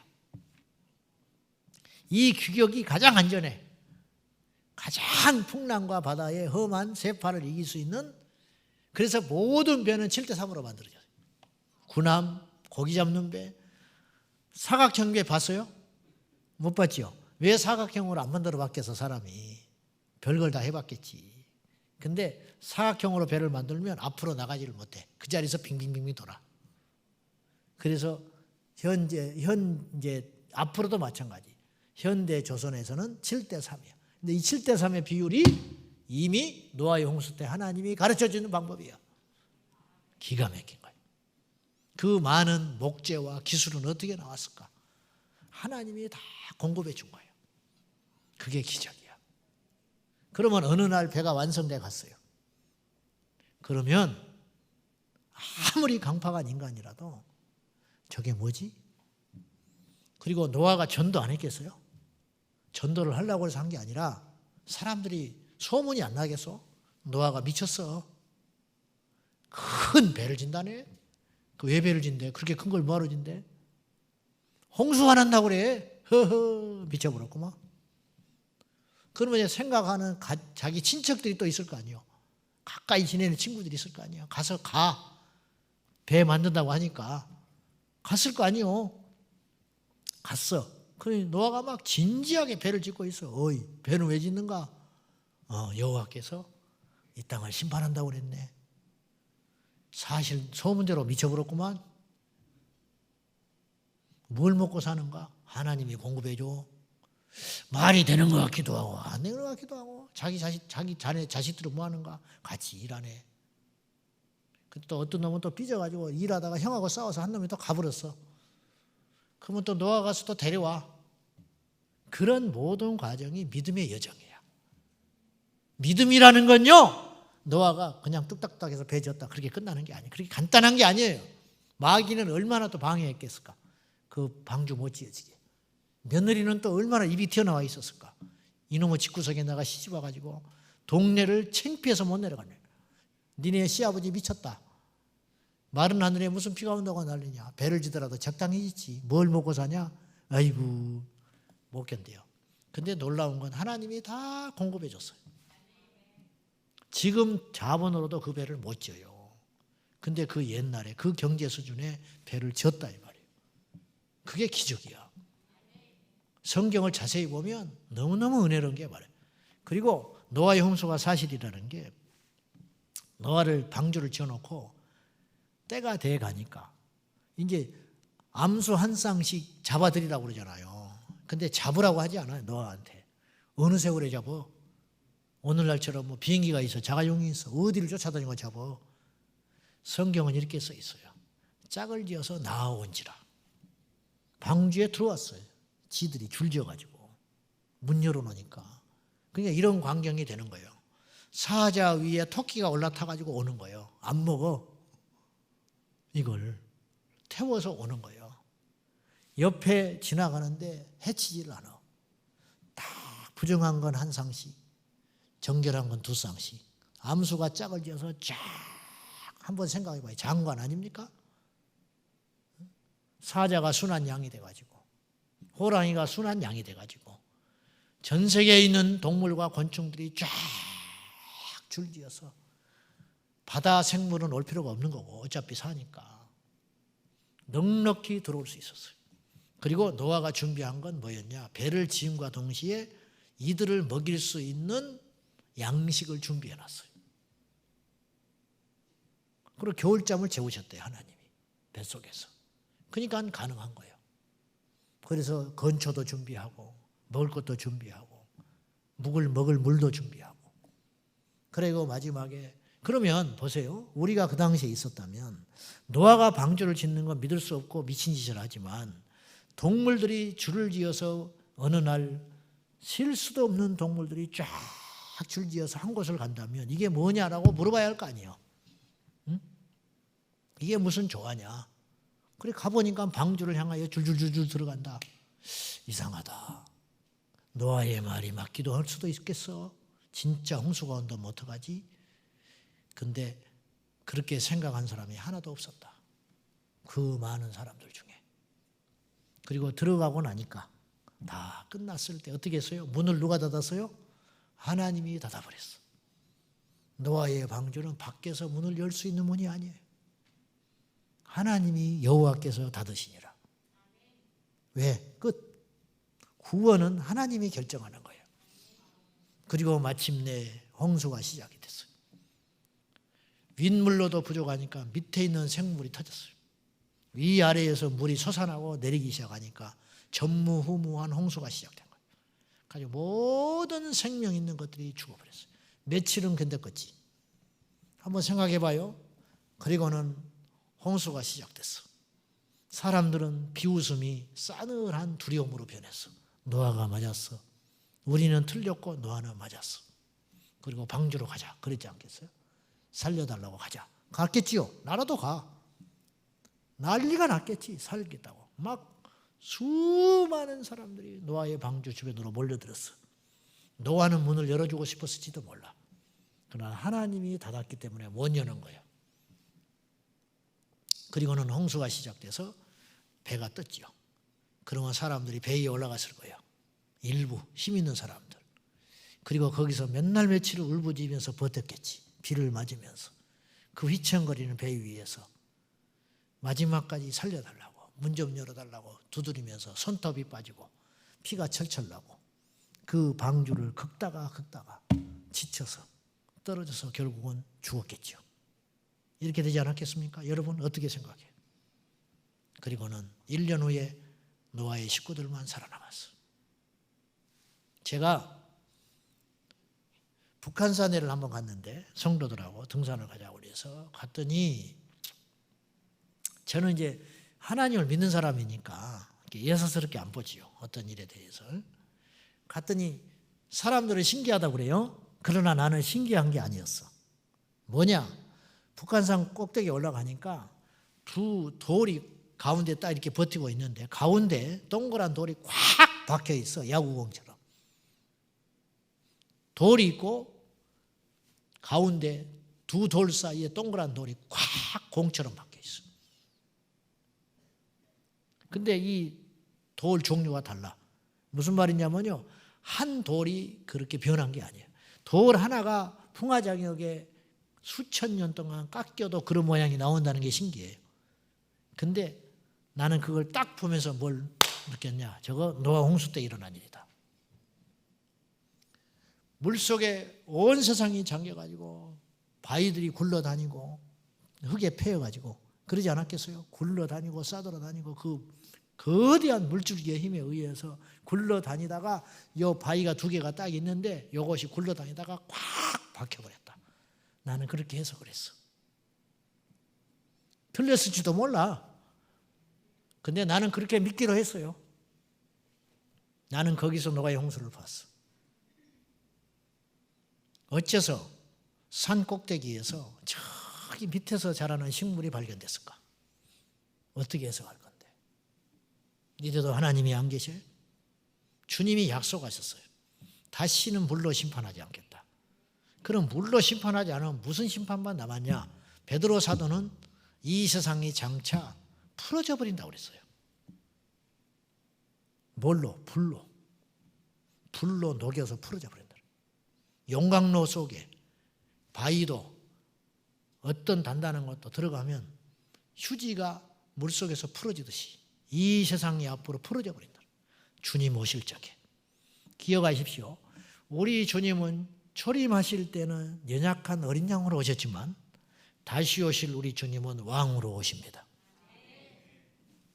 조롱하는 자들이 두려워서 어찌할 줄 모를 것입니다. 저는 지금 이 세상에 뭐 하나님이 없어, 뭐 교회는 뭐하러 다니냐, 코로나 와중인데 미친 것들이다, 어쩐다 저쩐다, 한번 예배 안 드리면 어쩌냐, 그런 소리 하는 사람들.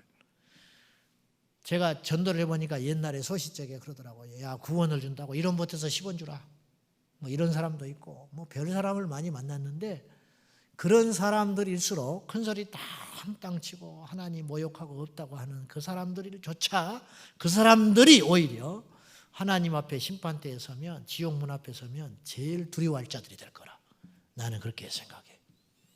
그날이 오고 있습니다. 여러분, 저는 종말론자가 아닙니다. 저는 극단적 재림주의자도 아닙니다. 그러나 성경은 이야기합니다. 깨어 있으라고. 한 가지 분명한 것은, 그날과 그 시는 알지도 못하고 관심도 둬서도 안 되지만은, 한 가지 분명한 것은 어제보다 오늘이 주의 재림이 가까워졌다는 거예요. 주님의 재림의 날은 오락가락하지 않아요. 주님의 재림의 날은 주님이 딱 정해놨어요. 근데 우리만 몰라요. 아시죠? 무슨 말인지. 천사도 모르고 인자도 몰라. 하나님이 그런데 정해놨어. 그 날은 딱 정해놨어요. 예수님의 초림도 정해놨어요. 그래서 2000년 전에 우리 예수님이 베들레헴에 나타나서 태어나신 거예요. 그리고 자라나기를 나사렛에서 자랐어요. 이게 다 성경에 예언되어 있어요. 그때 오기로 되어 있는 거예요. 처녀의 몸에서 잉태하기로 이사야 선지자를 통하여 600년 전에, 무려 600년 전에 예언을 해놨어요. 고레스가 나타나기도 전에 고레스를 통하여 70년 포로기를 마치고 예루살렘으로 돌아올 거라고, 고레스, 내종 고레스가, 놀라지 마시오, 그 사건이 있기 전에 150년 전에 이미 고레스라는 이름까지 거명해가지고 그가, 내 종 고레스가 내 백성을 다시 돌아오게 한다고 이야기를 하셨어요. 성경은 그런 책이에요. 예수께서 처녀의 몸에서 태어나리라, 베들레헴에. 그리고 그는 십자가에서 처절하게 죽고 우리 죄 때문에 다시 살아날 것을 성경은 예언해놨어. 이걸 어떻게 해석할 거예요? 여러분, 이야기만 하고 마칠게요. 만약에 주님께서 지금까지 오시지 않았으면, 초림이 되지 않았는데 우리가 어떻게 예수를 믿게 됐어? 아직 오시지 않았지만 약속으로 메시아가 올 걸 믿고 예배를 드린다고 합시다.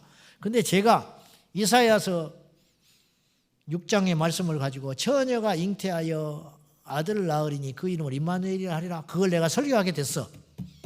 그러면 저는 10중 8구 이렇게 설교할 겁니다. 이걸 비유로밖에 해석을 못해요. 그러니까 진짜 처녀가 어떻게 자식을 낳아? 있을 수 없는 일이죠. 그래요, 안 그래요? 그러니까 나는 설교를 할 때 이렇게 설교할 수밖에 없을 것 같아요. 처녀만큼 거룩한 여인이, 여기 본문에서는 처녀라고 했지만 이렇게 순결한 여인을 통해서 메시아가 올 거다. 그렇게밖에 해석을 못해요. 문자적으로 해석을 못한다고요.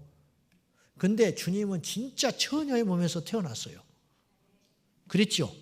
진짜 처녀가 예수님을 태어나게 하셨잖아요. 그러니까 그 말씀은 비유가 아니었던 거예요. 그대로 풀어야 할 말씀이라는 거예요. 예수님이 마태복음 24장부터 말씀하시기를, 데살로니가 바울도 그런 동일한 말을 했고, 인자가 마지막에 올 적에 어떤 일이 일어나느냐? 하늘에서, 공중에서 구름을 가운데 천사장의 나팔소리와 함께 호령과 함께 인자가 이 땅에 오시리라 그랬어. 그건 비유가 아니에요. 비유가 아니에요. 진짜 그런 날이 와요. 주님을 맞이할 때 우리는 들림받아서 공중에서, 휴거도 성경에 보면 순서가 있어요. 우리보다 먼저 잠자는 자들을 주님이 살려내서 그들을 깨워가지고 데리고 와요. 그럼 우리가 남아서 살아서 믿는 자들이 다음으로 휴거되는 거예요. 그걸 변화돼요, 성경에. 휴거라는 말은 성경에 없어요. 근데 왜 휴거라는 말이 성경적이냐? 데살로니가에 보면은 우리 주님께서 강림하실 적에 끌어올려 간다 그랬어요. 끌어올려 간다는 말이 한자로 휴거야. 그 끌어올린다는 말은 원어에는 어떤 뜻이냐면, 독수리가 뱅뱅뱅 돌다가 병아리를 보고 팍 낚아채버리는 걸 휴거라고 그래. 그걸 끌어올려 간다 그러는 거예요. 그러니까 우리가 이렇게 있다가 확 없어져 버리는 거예요. 예배드리다가 주님 오시면. 그러니까 성도들 중에는 진짜와 가짜가 있는데 가짜는 주님 오실 때 땅에서 주님 볼 거야. 그런 사람은 통곡하고 울어야 돼요. 들림 못 받았으니까. 그러나 공중에서 우리 주님 맞이할 사람이 있을 거예요. 그 첫째 부활에 우리가 참여하기를 축복합니다. 이건 소설도 아니고 성경은 그렇게 보는 책이 아니에요. 성경은 사실로 봐야 할 책이에요. 할렐루야. 우리 주님 다시 오십니다. 꼭 기억하시고 깨어 있으셔서 두려워하지 말고, 두려워하는 건 하나님 뜻이 아니에요. 두려워하라는 뜻이 아니라 긴장하라 이 말이에요. 두려워할 것이 아니라 세상을 버리라 이 말이에요. 두려워할 것이 아니라 하나님의 뜻대로 살라. 오늘 하루를 철저히 회개하고 하나님께 바로 서서 우리의 믿음을 점검하고 농담으로 여기지 말고, 소돔과 고모라가 멸망할 때 롯의 예비 사이들처럼 롯이 전도할 적에 농담으로 여기고 그냥 불구덩이 속에 들어가서 죽었던 자들이 되지 말고, 오늘이 마지막 기회일 수 있어요. 오늘이 마지막 기회일 수 있으니까 오늘 주를 만나서 우리 모두 깨어있어 마지막 때 들림받는 저와 여러분 되시기를 주님의 이름으로 축원합니다. 기도합시다.